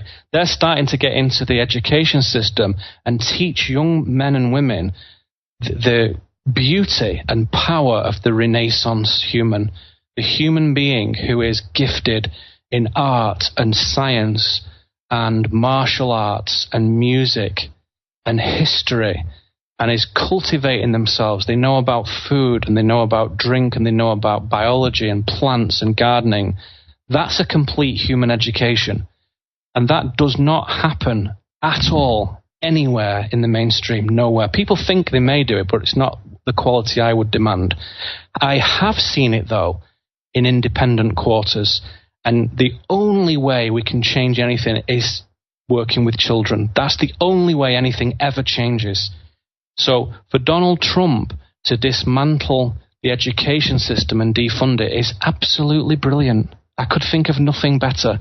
And he's slowly but surely going about that. So he's not doing it in the way that I know about. He's doing it in a totally different way, and goodness knows what's going through his mind. But every step of the way, when you see the bigger picture and you remember the illusion that most people are under, it couldn't be better. It could not be better. And even to see some of the strange things that are happening, like the lady said to me the other day, but how can you say that this is good with Trump, where he's, rolling back privacy laws, so now the government can spy on us more again? I said, well, imagine this. Imagine that what's going to happen is there will be no CIA, there'll be no FBI, no NS, they're all going to go away. And something new is going to happen. So you have to make friends with the thing. Don't combat it. Make friends with it as you bring it down. Keep your friends close. Keep your enemies closer. So he's not a brilliant tactician. He's not a illuminated strategist. He has 2 or 3 people around him who are, though. But for me, still, I wouldn't be putting, Make America sign, Make America Great sign in my front yard. That's not going to happen. I've not got a Donald Trump sticker on my car. That's a dreadful and, appalling waste of my gift of life. That what I'm going to do is concentrate on education, because I know that's the big weapon. That's the big super nuclear weapon. is education. And every single step of the way, wherever I come across somebody, I make that pathway available to the best of my abilities. And that's permanent, lasting change. That's the only one that matters, really. Wow. You have to embody it, though. You can't just talk about it. You have to lead by example, teach by example, which is an old... walk. You've got to walk the walk. You've got to embody it. And if you can, that's fine. You're just not ready yet. Keep studying. And then when you start to feel you are ready for certain things in certain disciplines, then you put yourself forward for that. And you join with others who can do so. And you begin to form and create the alternative. Already up and running, already happening. Not a dream. It's already happening today. A good example of that is Jordan Peterson, right? He used to be a professor, and he's seriously contemplating not going back to that because he gets like 50 times more views from his lectures on YouTube, right? That's right. He's getting way more interest there. He can make way more of a difference in the world by doing that than going back to university. And you're not restricted in subject matter and delivery either. I can say whatever I want. This is your show. You can do exactly what you want, which is unheard of. Prior to 1995, that was impossible. I ate mushrooms once. But now that power at your fingertips to whether you want to eat mushrooms or whether you want to, illuminate your audience, that free will is yours. And prior to that, what could you do? A pirate radio station, maybe, get a boat out. CDs, yeah. I remember people having like bootleg cassettes way back in the day. Handing cassettes out on a street corner. Rocket 99 was like cassettes. It was all bootleg cassettes, and it made it all the way across Canada. Right, which is great, but it's tiny. It's tiny. Remember you used to get little fanzines and stuff? I used to get little pamphlets about Hermetic wisdom, and it was like a little pink piece of paper, that someone had photocopied and stapled together, and you'd go to this particular shop and they had them in a little wooden cupboard, and you'd get the pamphlet off a shelf. They go, this is radical knowledge and this is bringing the system down. And it was probably like 200 people had ever seen that piece of paper ever. Whereas now, that's totally changed. So it is education. It's not just the theory, though. You have to experientially do it. So you have to actually bring people together and physically spend time together. Skype's cool. It enables us to do this marvelous thing and everything. And I can keep in touch with friends all around the world. But you have to physically be with the people that you teach. There's no substitute for that. Just like a piano teacher would sit on the stool next to the student and say, no, not like this. Like this. And there's no substitute for that. You can't do it on a YouTube video or an animation or a VR headset. You have to physically be with the person, because when you're in the room, and they know this in places like Waldorf schools, there's an inductive process happening, which is that the teacher's embodiment of their wisdom physically, energetically is affecting the other children in the room. So the quality of the man, the teacher, the quality of the woman, the teacher, is essential. And if you think back to your high school, I bet you can't think there's more than 2 or 3 teachers that were any good. Two or three. Or three, yep. Yeah. And most of them were fucking awful, weren't they? Most of them were my gym teachers. They were good. They were good. There's a couple guys who were really, really good. I had a good history teacher. Yeah. Yeah, I had a good English teacher. And that memorable fact should be the norm. That should be most people in the school, and it would be unusual to have someone who wasn't any good. Imagine if you ran a school, that would be the number one thing, is the quality of those people coming in, and the curriculum is absolutely crucial. I let my wife run the school. And you take a look at the level of curriculum out there today. If you actually sit back, I looked at a curriculum from a West Seattle high school. What a disgrace it was. What a disgrace. What an abomination. And it bears no resemblance to human life whatsoever. So that's the problem that leads to Anderson Cooper and Rachel Maddow and Lena Dunham. That's the problem that leads to those people. The way to fix it is to get people totally depolarized and say, look, if you vote in Democrat or Republican, that's your personal business. But here, that's not relevant. That's just not relevant. So the truthers and the ordinary people, forget everything. Let's just start fresh here. No reference points for those illusions. And when you do that, you start to break down those boundaries and realize that a lot of people actually have an awful lot of excellent stuff in common. So one of my great friends, a real lefty, progressive, woman, who on paper, I wouldn't even talk to her because it was so off the map. And yet, when we converse and have discourse in a metaphysical way, 90% of everything is the same, and we get on absolutely brilliantly. And we've both transcended now all our old liberal and conservative ways and just said, what a load of rubbish all that is. Let's not even go there. That's just garbage. We'd been hoodwinked, and we hadn't realized it. And we're good, we're conscious, and we'd still been trapped by that false thinking. So you have to start with this like phoenix operation where you reduce all those old things to ashes and you start with something fresh. And once you've got to a certain threshold of that, then you may be, if you work really hard, and I'm in that process, fit to teach others. You may be, if you work really hard. And everyone has particular skills as well. So for some it's math, some it's music, some it's agriculture, some it's engineering. All those things are as valid and important as each other. And it's incredible when you start to focus on it, how those natural skills just come to the fore. And with, a very sort of intuitive and synchronistic process, this new way of educating ourselves and parenting ourselves starts to just organically arise. But do not look ever to the government for it, because they will lead you astray. And as soon as you think like this, a lot of those pressures start to dissolve. That you were talking about before, that how do you depolarize?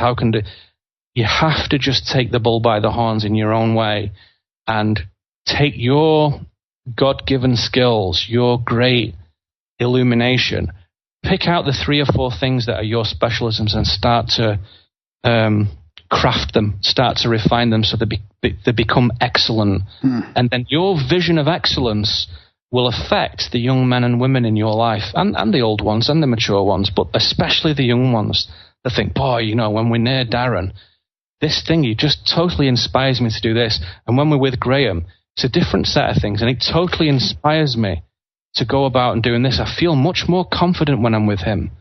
And that's the inductive process that absolutely is the most dangerous weapon we have against empire. Comes back to being the change yourself, right? Doing that yourself, and all the time, every day. Yeah.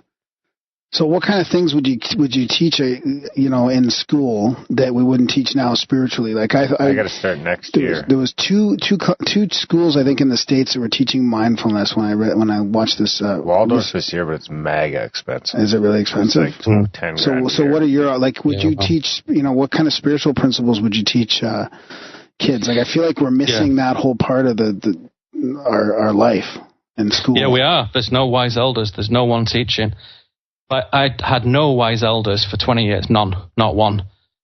So, and again, I lived in a nice place. My parents were good people. It's not a problem that it's an institutional, endemic, cultural thing. There are no wise elders. If you have some, you're extremely lucky. So we have to switch that around to bring in those men and women who are going to be in the earliest in the 40s, but more likely in the 50s and 60s. That's where wisdom starts to actually shine. So on this path, the maturation process, getting old, is a great reward, a great spiritual gift. It ceases to be a problem and it becomes the opposite. It becomes the best thing ever. I would say, in answer to your question, I use axioms, AXIOM. I use all kinds of methods and wisdom, old and new, in formulating my work with people.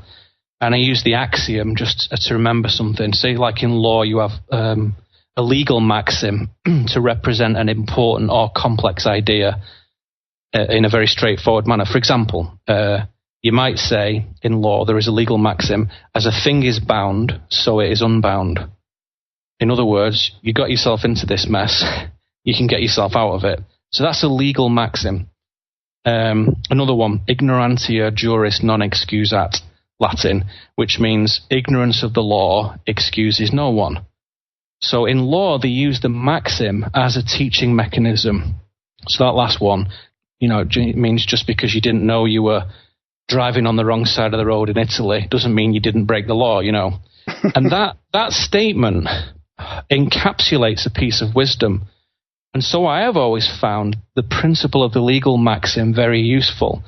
And so in my work, I've developed my own axioms, a maxim, an adage, a saying, but they're just more, of course, philosophically or spiritually focused. And so I create my own.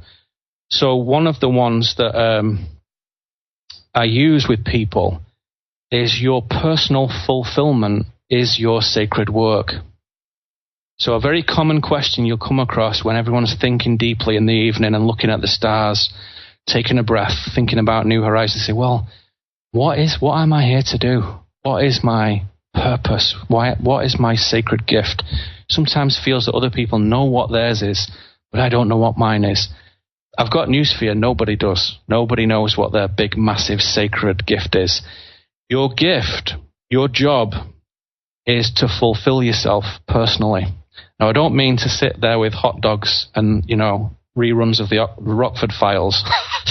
I don't mean comfort, indulgence like that. I mean to fulfill yourself intellectually, emotionally, sexually, psychologically, nutritionally, artistically. When you fulfill yourself on all levels of being, that is your sacred work, because the path to that fulfillment will require a deep spiritual journey. Mm-hmm. So now we've unfolded that statement, then we can go back to it again. Your personal fulfillment is your sacred work at the highest level. That's your path. So you can teach with the axiom like that, or another one. How truthful can you afford to be? Is a question I often pose. You, Darren and Graham, you guys can afford to be pretty damn truthful. You really can. And I imagine you set up your lives so you're free to think how you want, free to say what you want, free to provoke and antagonize or agree, free to have conflict or harmony, whatever you want. You can afford to be very truthful. Pretty much. There's a lot of other people, though, who you'll know in your friends and family who cannot afford to be very truthful because of the job, because of the husband, because of the wife, because of the church, because of politics, because of the military, because of something. That's actually, they've created an environment where they're restricting how truthful they can even afford to be.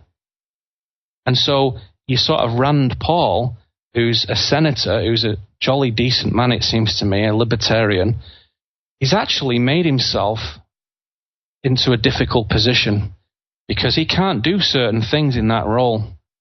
His father, Ron Paul, who is also a decent fellow, can just go anywhere and say anything now. And he's coming out with these incredible things. He was always quite interesting, but now he's out of it. He can go anywhere.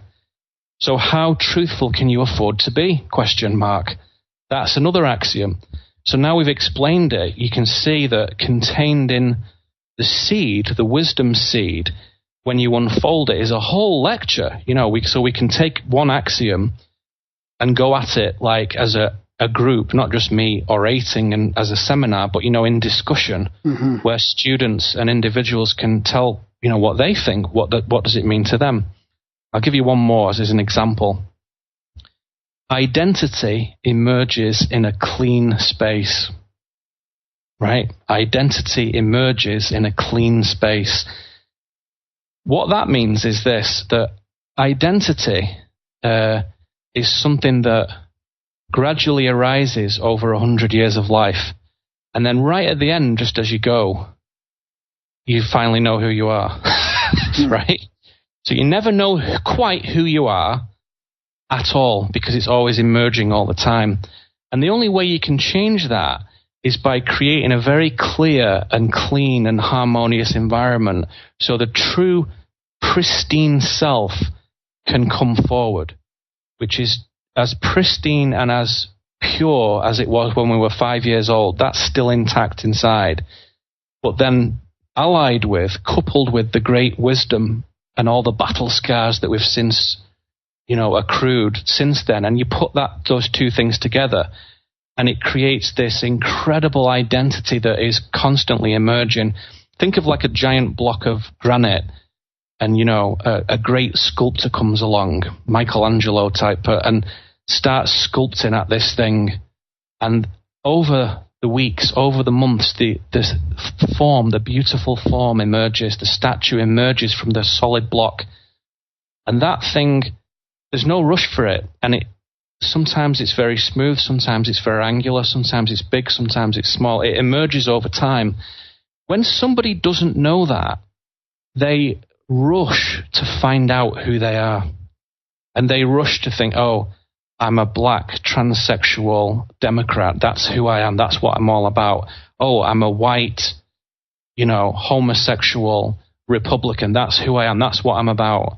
An empire plays this trick of giving you a menu of identities to choose from to make all your spiritual progress end at that point. So as soon as you select off the identity menu, this is what I am, this is who I am, this is what I believe, you're out of the game. An empire knows that. Ingenious, you're out of the game. So our identity is this glorious, emerging sort of art project that slowly emerges over a long time in clear, clean, excellent spaces. If we're in a bad space, energetically, physically, emotionally, it hides. And then we don't know who we are. So having an identity crisis is kind of normal in spiritual work, because it just means you've had a quick evolution. And the guy you were a few years ago has gone. He's not here anymore. You're totally different. Everything's different. The way you feel about your family, the way you feel about work, the way you move in the world, it's all different now. So some of our principles, of course, are there. Some of our thoughts and feelings there. Our chronicle of life is there. But who we are is constantly changing. And the only people who are ever in any space to guide that are those who have this very beautiful, well-formed identity. And those people will be in their 60s and 70s and 80s and not before. Again, the critical presence of the wise elder in a young person's life, absolutely crucial. Wow. Totally ignored in modern society. So how are some ways that you can keep a clean space? Like what are some major things you do to build that? So it's back to the word alignment. Alignment. You ask yourself, you can do a sort of test. You can say, on a scale of 1 to 10, how happy are you at home? It's a very private remark. You might have one that you say out loud and one that you say quietly to yourself at night, You do the same with your work, with the main work that you do. I do lots of different work. I'm sure many people do these days. But if you work at the office or the factory or driving a truck or go into the city or, crafting in a workshop somewhere, whatever you do, whether it's one thing or a series of things, how happy are you doing that? How good is it? How aligned is it with who you are on a scale of 1 to 10? And then your relationships, how fulfilled are you by the men and women in your life? Do they celebrate you? Do they know you deeply inside or not? Are they just people? How are the people in your life able to commune with you on the most profound level? Can they know and recognize your inner self, or do they have no idea who really you are? Scale of 1 to 10, 1 awful, 10 fantastic. And most of the time, those scores are quite low, because it hasn't occurred to people that those foundations are 100% within their control. 100% a representation of who you are. And they can be very modest. I'm not talking about opulence and riches and numbers of people. I don't mean that. It can be very modest. And it's the same for everyone. We just want a simple, nice, beautiful home with good environment inside and happiness and joy and music and poetry and souls that open to each other. Very simple. Nice garden maybe, whatever. Very simple. It doesn't have to be great magnificence. It can be very, very modest. In your work, it must be something that fulfills you, that pleases you as you go about it, where you take pride in the quality of what you've done. And there's some level of contribution in it as well. So pleases you, but it also is bloody useful to other people. They think, this is good. This chair is phenomenal. This math class was phenomenal. This man who picked me up off the side of the road and put me in the ambulance is amazing. Absolutely phenomenal. If that process is good and it's aligned with you, then it's good work. If it isn't good work, as the Buddhists call it, right livelihood or not, right? And then your relationships, they are a reflection of your capacity for communion. So we use a special word in the supernal path, fellowship. Frankly, anyone can have a relationship. Human beings do that quite well. They could be bad, they could be wonderful, but to relate to each other is something we do, and we're in relationship all the time. Fellowship, in the way that I use that word, is just to indicate a more profound level of contact, a more truthful encounter with another man, another woman, whether it's in friendship or alliance or romantically, sensually, whatever, the different choices we each make in our lives. But that level of fellowship, there must be some sort of contact with who you are with that person. They must be, let us say, a sort of another pilgrim like you, another person with freedom in the heart like you, another person who is open and willing to transform like you. And those people, when they come into our lives, represent the tremendous satisfaction, tremendous comfort, and tremendous inspiration to challenge us and see us and celebrate us. And most of the people I work with, that's the number one problem, not enough fellowship. There's lots of people in the internet, there's lots of people in books and YouTube. They listen to stuff, but they don't physically actually have it right in their life. Most people's number one problem is not the proper fellowship. So in my work, we try and do something about that. We try and connect people together. We try and bring people together. But more importantly, just to point them to be aware of it, to say, you choose what that is. You choose that. It's your privilege that to be acquainted with the most excellent men and women of wonderful character and warmth and humor and aliveness and richness of expression. And whatever that is for you, that's your choice, that's your prerogative, your privilege.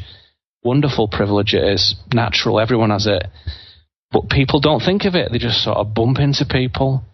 And there's this guy you've known for 25 years and he's kind of, he doesn't really get it, but you've known him for a long time. And there's this person you're sort of with and, you love and care about each other. That's not it. So fellowship is in addition to that. It can be instead of if you want. But I have both sides of it. I have normal relationship. I have deep fellowship. I have people who get me and know me and understand me, and people who have no idea who I am but love me anyway. Yeah. And I can do all of those things, but fellowship, my life without fellowship would be a rather thin and anemic affair indeed. And with fellowship, when I am weak and lonely and sad and uncertain, then it's the greatest thing ever. And when I'm strong and powerful and creative and full of life, it's the greatest, alliance and celebration. And it's me helping someone else maybe on that day. But you're there. You are there. You're on the journey together. Pilgrims on the journey. Pilgrim just being someone who goes about a journey for a spiritual purpose. That's why we're here. That's what we're doing here. You've been on the journey for quite a while now. So now it seems like we're getting some breakthrough. Like, do you think it's something we're going to see happen, in our lifetime or our kids' lifetime, or is it going to start to happen? I mean, it seems like everything is ramping up on some sort of a bell curve right now. Yeah, no kidding. It does seem like some things are accelerating for sure. Some things are going really wrong and some things are going really right. Yeah, exactly. The shadow gets very, very dark as you approach equilibrium, because it has to. Well, it's faint. You're not reached the zenith of that moment yet. For me, I can sit back and say I've never seen the media and the political landscape so corrupted and distorted ever. That's shocking. It's quite shocking to me, that.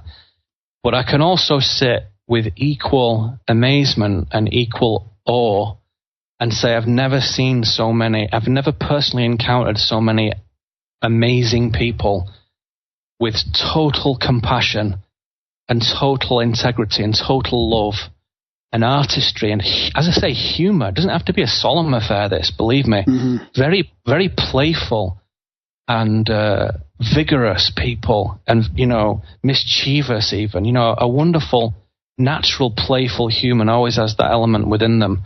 The very wisest men often have a playful and surreal side to them, in my experience. Those people, I've never seen them in such great numbers, and I would hazard to say no one has. No one has. That's my guess. Nobody has. So the number of people here now who can hold a much better signal, shall we say, is unprecedented to me. I've never seen it, and no one I've ever met has either. Even the old guys who are twice, they've never seen it either. So something special is happening, and it definitely correlates to how awful things are. So to me, that's the moment of maximum polarization where you get a change, you get an earth change, which is completely natural, totally natural, all the time. Complete elemental reset. Good, bring it on. So you think that's going to happen fairly soon? I hope so. I mean, yeah. I pray for it every night. Bring it on. Yeah. Well, bring it on. There definitely seems to be like I know the homeschooling's on the rise. Not vaccinating's on the rise. Cable seems to be on the decline. The off-the-grid communities, like organic farming, all the local farming, all that stuff. Yeah. Even 5 years ago, it'd be crazy to. Homeschooling, not so much. Vaccination seems to have come a long way, but cable for sure. Like 5 years ago, or it hasn't been 5 for me, it's been about 3. But when I first cut it, people were like, whoa, even 3 years ago. and now already, it's like people are constantly telling me that they're cutting it, or they're thinking about cutting it, or they're not using it. It's absolute garbage, isn't it? Yeah. So you can say, you don't need a landline, you don't need a cable line, you don't need to send your kids to school, you don't need to have a stupid normal relationship with the utility company. We can do much better than that. We can be cleverer. And I live in a lovely house on a lovely street. I like to, eat out and do nice things. So it's not like I'm living in some sort of poverty, some sort of commune or some sort of, ascetic life, like a sadhu, sat on a bed of nails with one arm raised for 25 years. That's not my style at all. I mean, after this, I'll be sat down with a gin and tonic and, watch the sun go down or something. So it's, it's very civilized. It's very plain in some ways. But how it's funded and how it's resourced and how we go about our day in my life with my family is very different, very, very, very different, very different approach to everything. And we obey the rules as we see fit. We don't take what's not ours. We don't harm anybody. We go along and obey all the natural laws, and no problem. It's easy peasy, easy peasy. So you don't have to be unlawful and ridiculous in your extremism. But I am an extremist and always have been. And so I was just saying to someone the other day, when I was 18, I just hated everyone. I just thought the world is so broken and stupid. It's ridiculous. Today, it's exactly the same. The only reason that's different, the only thing that's different is I know why now. And it's, of course, it's not hatred. It's disappointment in the resignation that I see in everyone's faces, the defeat that I feel in their hearts. Good men and good women who've given up. And I felt that when I was 18, and I feel it today at 44. Exactly the same. It's just that now I know why. Now I know why that's happening. So I take a special pleasure in doing my little bit to reverse that situation. To say, all right, if we can get those young people at 7 years of age is where you start. 7 to 14 is the crucial thing where all the circuits are laid down, as you might say. All the stone is chiseled at that point. It is reversible, but it takes decades if you get it wrong. If you get it right, those boys and girls are just like superheroes. a completely different relationship with reality, completely individualistic, no pulling to the Democrats or the Republicans. That's garbage. A laughable joke doesn't even come into it. So the good traditions are kept, new things are created, integral conduct, great composure, great family units are created because right from the start, they're making better choices about boyfriends and girlfriends, about education, about when to have children, how to raise children, your relationship with your freedom of speech, your relationship with your right to defend yourself. All those things are seen in natural, healthy ways. Absolutely natural. That's a really good point. Darren, you're going to be up for a challenge, chiseling away at fucking free speech up here. Yeah. Your kids are what now? They're getting ready for school, right? My oldest is in nature kindergarten right now, but then next year she's in homeschool. So what is that? Is that a private thing? That's great. Is that a private thing? No, it's a public thing. If she can get, they're looking at maybe adding a couple of grades to it. Like they won't let them start. I don't think they'll ever let them go past grade 3. But if they keep the nature thing going for a couple more years, I think we'd keep her in because they're just out in nature all day. That's fantastic. Pretty good teacher in itself. If it's below -20, they're in the classroom. But the classroom, the classroom you're in Canada, right? is just like a community center, right? And it's like, so if she can do that a couple more years, she'll probably stay in. But if not, when she's done that, she's going to homeschool. Oh, she is? That's fantastic. Yeah, and she's on the art school list right now. Yeah. But I don't know. I don't know if that's going to pan out. We haven't been hearing great reviews about it. That it's been sliding. And then my youngest, we were actually just discussing today because we were just going to homeschool her right from the get-go. But my oldest went to a pretty good little preschool here in town with a nice British lady, and it was really good. It's a little pricey, like a couple $100 a month, but I figure we're going to send her to that anyway. I think that's good for her to get, a couple hours a week of trusting another environment other than home. Yeah. But then if you do once it's actual learning, it's going to be home. There's no way my kids are going into the public school really? system. You guys are already fully there? No, and I think that the government's going to make it so that unvaccinated kids can't be in public school in the next couple of years anyway. So that'll just be the final fucking Jeez, you're really push. bucking the system here, buddy. You got unvaccinated private homeschooled kids. Yeah, healthy, independent children. What an incredible situation. I grow my own food and I grow my own medicine. Yeah. You see, it's your instinct, though, isn't it? It's natural. It's not extremism. It's not dropping out of the system. It's the natural human way. And all we've got to do is just structure that in a better way because it's a little bit too haphazard at the moment because it's early days.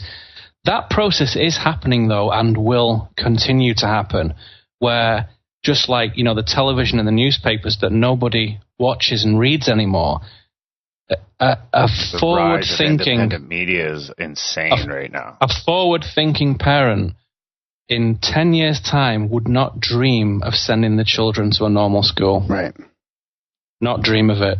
In 10 years' time, that's my suggestion. And so you and me and the listeners all have a role to play in that, not only in what we choose to do with our families, but in the level of education and, as I say, quality and excellence that we decide upon for ourselves, because we then become the old guys who are teaching. So in 10, 20, 30 years, it's us. It's us. There's no one else here, believe me. There's no one else. It's us. So we have to make sure that we feel in our heart, when you're still inside, in silence, that you think, I am at the level where I'm fit to teach this stuff. Not to perfection. I've got my flaws just like everyone else. But I've crossed the threshold of quality where I can definitely inspire young people to be stronger and truer and wiser. And if we can do that, Empire will just be a funny thought in the rearview mirror. Have you ever thought about putting together any short videos or anything like that would be consumable for people that are doing that sort of homeschooling thing? Because I think that's the next step that nobody's really doing right now, is to see And I would love to see it come from, our community, the independent sort of. Like we were talking about Randall, we asked Randall Carlson this too as well. Like, cause he was talking about teaching kids and stuff, and like actually just making lessons for. Yeah, I've seen people doing it. I know that there's a network of mothers in Arizona who homeschool, and in Florida and in Illinois. Lots of people I know out there who will be listening to this program. They know who I'm talking about. But the one in Arizona, in a community there's like 25, 30 mums, and mostly mums, but the dads as well. And they homeschool, and they each have specialisms and stuff. But what they've started to do is see the importance of getting the kids out socially to like whatever, soccer and hockey and swimming and theatre and museums. So the social skills are, augmented properly, which is one thing you do learn outside of the home. But the other thing is, they've said, well, wait a minute, we have a great deal of wisdom, but we can't always bring it into the room. So they've set up like a little video booth, and they started producing their own material for that network. So they, one of them will sit in front of a camera and say, hey, welcome to the class today. Okay, today we're going to talk about Roman history in Britain in 200 AD. What a fascinating time it was. And and they're making their own curriculum materials, their own video textbooks. They're making their own material. So if you just get a few people who are skilled in that, you can do that in one room. And over 2, 3, 4 years, you could create enough course material to happily satisfy millions of children, happily. So it's there. As I say, what is lacking is structure and organization. So that's why we need people who have those administrative skills or the resource. Like there's a lady I know in Arizona, she has an independent charter school, and she wants to bring me in to teach the kids just some classes, not as a permanent job, but I'll do a program, I'll do a sequence of classes there on something interesting that I think will benefit them. And because it's an independent school, she can do what she wants. The mums and dads know that the kids are gonna get a very illuminating, independent, provocative, natural, excellent education. So to bring in independent spiritual teachers and philosophers and researchers would be fantastic, absolutely brilliant, no problem. So that's happening as we speak. It's just that it's still the foothills of this great mountain range, and we're dreaming of the top peaks above the mist, but we're still arising. We're still emerging. We're still creating that environment for it to happen. But make no mistake, it will totally supplant what exists at the moment. But as I say, the key thing is not to campaign against what's happening, not to try and reverse engineer what's happening. Is to create the new thing. Just immediately create the new thing. Put all of your energy, 100%, into that new education, the new media. You're already doing it. You guys are already doing it in what you're doing right now. I'm already doing it in what I do. And I bet tons of the listeners are doing it as well. And we just have to absolutely feel that we are the authority. We will be the authority. And in some communities, they're even doing it in law. They're even doing it in security. They're even doing it in engineering. They're even doing it with their own laws outside of the legal jurisdiction of the American federal government, in some places on reservation land. I won't say where they are. No, places where fucking rolling in. Right. But they can't, you see, because they've got no jurisdiction. So what are they doing? Yeah, they're working on that, I think. What I'm saying is that many communities who want to do something a bit more radical, and not at all illegal or naughty or mischievous, they're not trying to get away with anything. Drink but some raw milk. Let's say they want to do different coding for buildings. Let's say they want to drink raw milk. Let's say they want to not vaccinate the children. Some of those people are establishing relationships with Indians, Native Americans, indigenous people, whatever the bloody hell you want to call them these days. And they're saying, okay, we're going to give you a piece of this res. We're going to give you a piece of that. You have to abide by our laws, but ours are much more open and fewer in number. And we have to come and check that we think you're decent men and women. But other than that, there you are. That's quietly happening in some places now. I've seen it. And that's a move away from property, land, and law, which are the underpinnings of the federal government. And as soon as you do that, then it starts to get very interesting. Then it accelerates. It'd be good to see the federal government step down a bit too. Well, it is doing, because Trump's in power. So bit by bit, it's getting dialed back. And although some of it looks the reverse at the moment, it's just classic tactics to make friends with what you're going to change. So going over to the House of Saud, they know they're in big trouble because oil is going to go away soon. And they're already looking at alternatives. That's plain and obvious. You can read about it on, oil company websites. But when they've gone, there's going to be tremendous turmoil there. Tremendous turmoil. So a lot of places are going to be dependent elementally and resource-wise on the landscapes and the communities around them. So where you live is important. And if you're in where we are, we'll probably do pretty good. But if you're in a place where there's no access to resources, intellectually or physically, it's very challenging.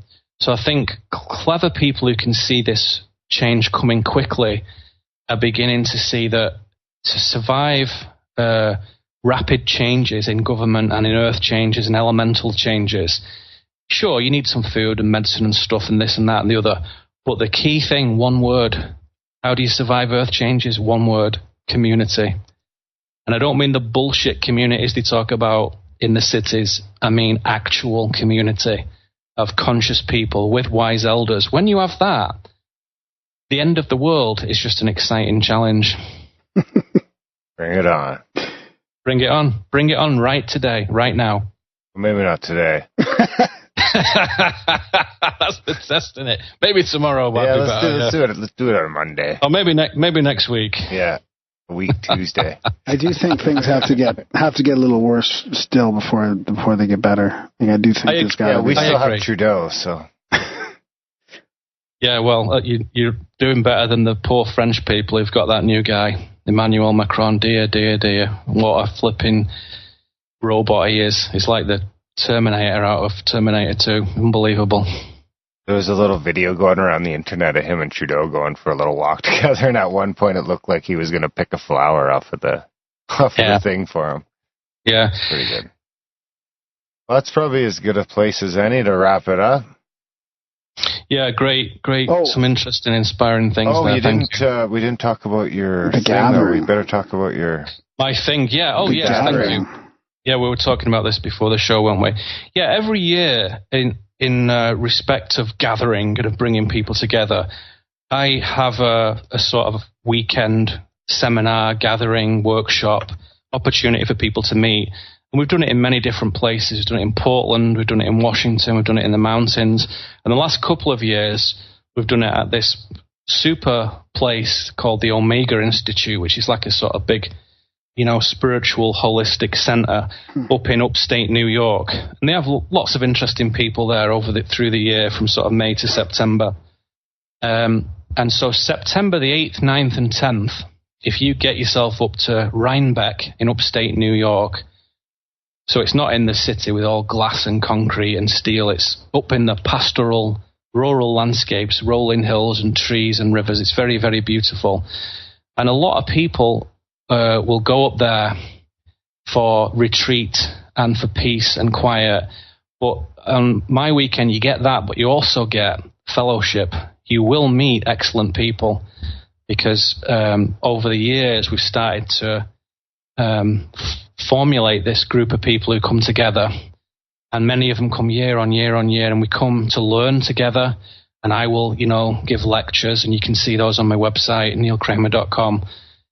And we talk about everything: politics, life, the universe, death, the astral, the mystical, the spiritual, very esoteric matters, very normal matters. We laugh, we joke, we walk by the lake together, we have a fire at night time. You can stay there. There's all different kind of lodging options, from like a tent to your own cottage and everything in between. So it's a very wonderful setup. And last year they did a super job. So when that happens, I'll go again. So again this year, I'll be happy to represent Omega and, teach in their facility. And it's just an excuse to get together and actually, make some plans, let your hair down, be with other serious pilgrims who are doing the same work as you at your level and above, So we're not always the smartest people in the room. It's good to be challenged, So, yeah, I'd love to see anybody who's interested come along to that. So it's September the 8th to the 10th. And you can go and see, if you go on neilkramer.com and click on the events page, you'll see it. It says Way of the Supernal Path. So you can see that on the events page, September 8th to the 10th, 2017. Love to see any of you guys, any of the listeners would love to see you there. Yeah, I'll put that in the show notes. I'll link to all that in the show notes. That sounds got a really bunch interesting. of listeners in that area. I've been thinking about going to more of on vacation to more of a yoga type retreat or spiritual retreat. So it's a lovely environment. Yeah. When do you think you'll come out west again? Like Portland or Washington would be. That's drivable. Yeah, I travel such a lot, but it's on a person by person basis. I am contemplating doing something over in Seattle in a little while, but I'm just trying to get all the administration together for that. So don't know is the short answer. Yeah, so for the keep us posted. I will. If there's any changes in that, I'll let you guys know. But for the time being, we have to jump on a plane and go to New York and spend that time and effort. But it was such an excellent time last year, and I know it'll be, bigger and better and more cool. So it's just a lovely opportunity. And for me personally as well, although, I'm working ostensibly, it's just so good to actually lay your hand upon somebody's shoulder and draw them close to you and laugh and look in their eyes. There's nothing like it. It's just very rejuvenating. I would thoroughly recommend people consider it. I guess you'd fly into New York for that too. That'd be cool. I've never been to New York. Yeah, it's an interesting contrast, especially if you fly into JFK and you're in the madness of the airport, or you get on the bloody Penn Station train down in the city. And then as you leave, the city starts to recede, and then the trees and the fields start to emerge. And, a couple of hours later, you're in this very pristine environment, and there's, just a giant spiritual college in the middle of the countryside. And it's, it's been my pleasure working with those guys. They do a good job. Wow, that sounds wonderful. Great. Yeah. Maybe we'll send Grambo. Yeah, maybe I'll make it. I'll see. Yeah, my vacation might be being canceled. My other one. So, yeah. So, well, thanks for coming on, Neil. Thanks for sharing your wisdom and your, thank you. how to reach this equilibrium. And I don't know, really, really enjoyed it. Yeah, it was a blast. Sure. Thanks. Yeah, thanks for your time and thanks for giving me the space to spout off on all these issues. I do appreciate it. I hope people will enjoy listening to our conversations today. Yeah, for sure. It's really good timing for them too. Yeah. All right. Right on. Thanks, Neil. Well, like I say, give us an email for sure if you have that Seattle event, because I could always use an excuse to go to Seattle. Will do. All right, buddy. Take care. Thanks a lot. Take care. Bye. That was our chat with Neil Kramer. Yeah, it's about time. It's another one of these ones that's we've been thinking about for years. It's funny that we were just talking about the camaraderie of the chats. Yeah, that's the community forming there in the community, but that doesn't count for something. But it's still got to count for something, Digital. What do you mean? Why doesn't it? Well, he was talking about in-person fellowship, but also fellowship like that. Yeah, that's still good. Something else for sure. To find a friend in the chats. The people in the chats are talking about that, right? How they like being in there and they can talk to people. They're having great conversations and meeting each other. It's great. Yeah, absolutely. Yeah, fellowship. Yeah, Neil's so articulate with all that stuff, and it really makes sense what he's talking about. Separating yourself from the illusion there. And who better to run the fellowship than the Hobbit King himself? He was asking in one of his Roamcasts that I didn't get to about, are we ready to run things ourselves, like without the empire, as he calls it? We're not. You don't think? No. A lot of people are going to die. But hey, can't all be sunshine and rainbows. Maybe we're more ready than I think. Yeah, I think we are. But there's people building these intentional communities all over the place. Sure if the shit goes down tomorrow, I'd probably want to get farther away from the city. Yeah. Because when those fucking million people start getting hungry, I don't want them coming on my 2 days. doorstep. Yeah. That's just it. It's going to be like a week. I'm still thinking I got to order my little prep box. I got to order something like that. I was thinking, because it's like, you know, for like fucking $1,000, you can have like a 6-month supply of food just sitting in a crate in your basement, like, just in case. Yeah. Yeah, you know, I thought about, but then, you know, what's the point? But I thought about my little truck there, because it'd be, it would get past... the res rocket? What? Yeah, the rocket, the res rocket. It would get past an EMP. It's old enough. So I always think about having a slip tank in the back of it full of gas, just in case we gotta go. Fill it up. But where would I go? I guess You'd go to North Red Lake, you said. Northern Ontario. Northern Ontario, yeah. Sometimes I think you'd be better off just heading into the mountains of the Pacific Northwest. Yeah, or just in the Rockies, maybe right there. Still gets fucking cold, man. Yeah. You know? Yeah, minus 30, 40, yeah. You go down to fucking Oregon, man. It don't sound so bad. Yeah. I don't know how we all ended up in the north. Like, why don't we all live on the equator? Like, in general, as a culture, like, as society. Like, don't tell me there's not enough room in that. Well, I think there's still technically more people by the equator, isn't there? Yeah, probably. Yeah. But there's a lot of people north. Well, we came here for the money. Yeah, probably. I was here. You came here for the money. Oh, right. And first you came for the fur. Then you came for the precious metals. Actually, first you came for the fur. Then you came for the bitches. Then you came for the precious metals. Then you came for the oil. And now? Now it's your shit. Yeah. Congratulations. Thanks, buddy. All right, guys, check out grimerica.ca/support for all the different ways you can help us keep having these wonderful chats, commercial-free, paywall-free, 100% free. All we ask is that you donate the show if you can, when you can. Check out the website, grimerica.ca/support. There's a bunch of different monthly options there, from $1 a month to $30 a month. You know, if you could do $1 a show, that'd be great, but $1 a month would be just fine. Which is works out to about 20 or 25 cents an episode, which is like 10 cents an hour. Yeah, that would help. Which is only 5 cents an hour each. Actually, after tax and bills and everything, it's more like 1 cent an hour. Towards Graham's debt. After we pay the carbon tax. Forgot about the carbon tax. What else? Anything else? Sign up for newsletter, grimerica.ca/news. Spam Graham.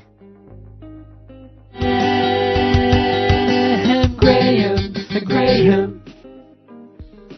Is that it? That's it. All right, guys.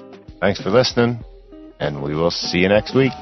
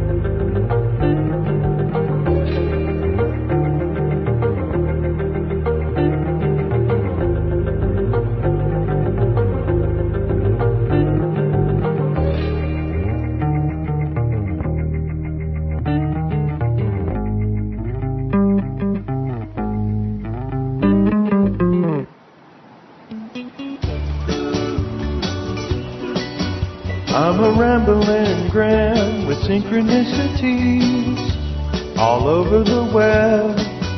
And Aaron is skeptical about everyone and don't believe it yet.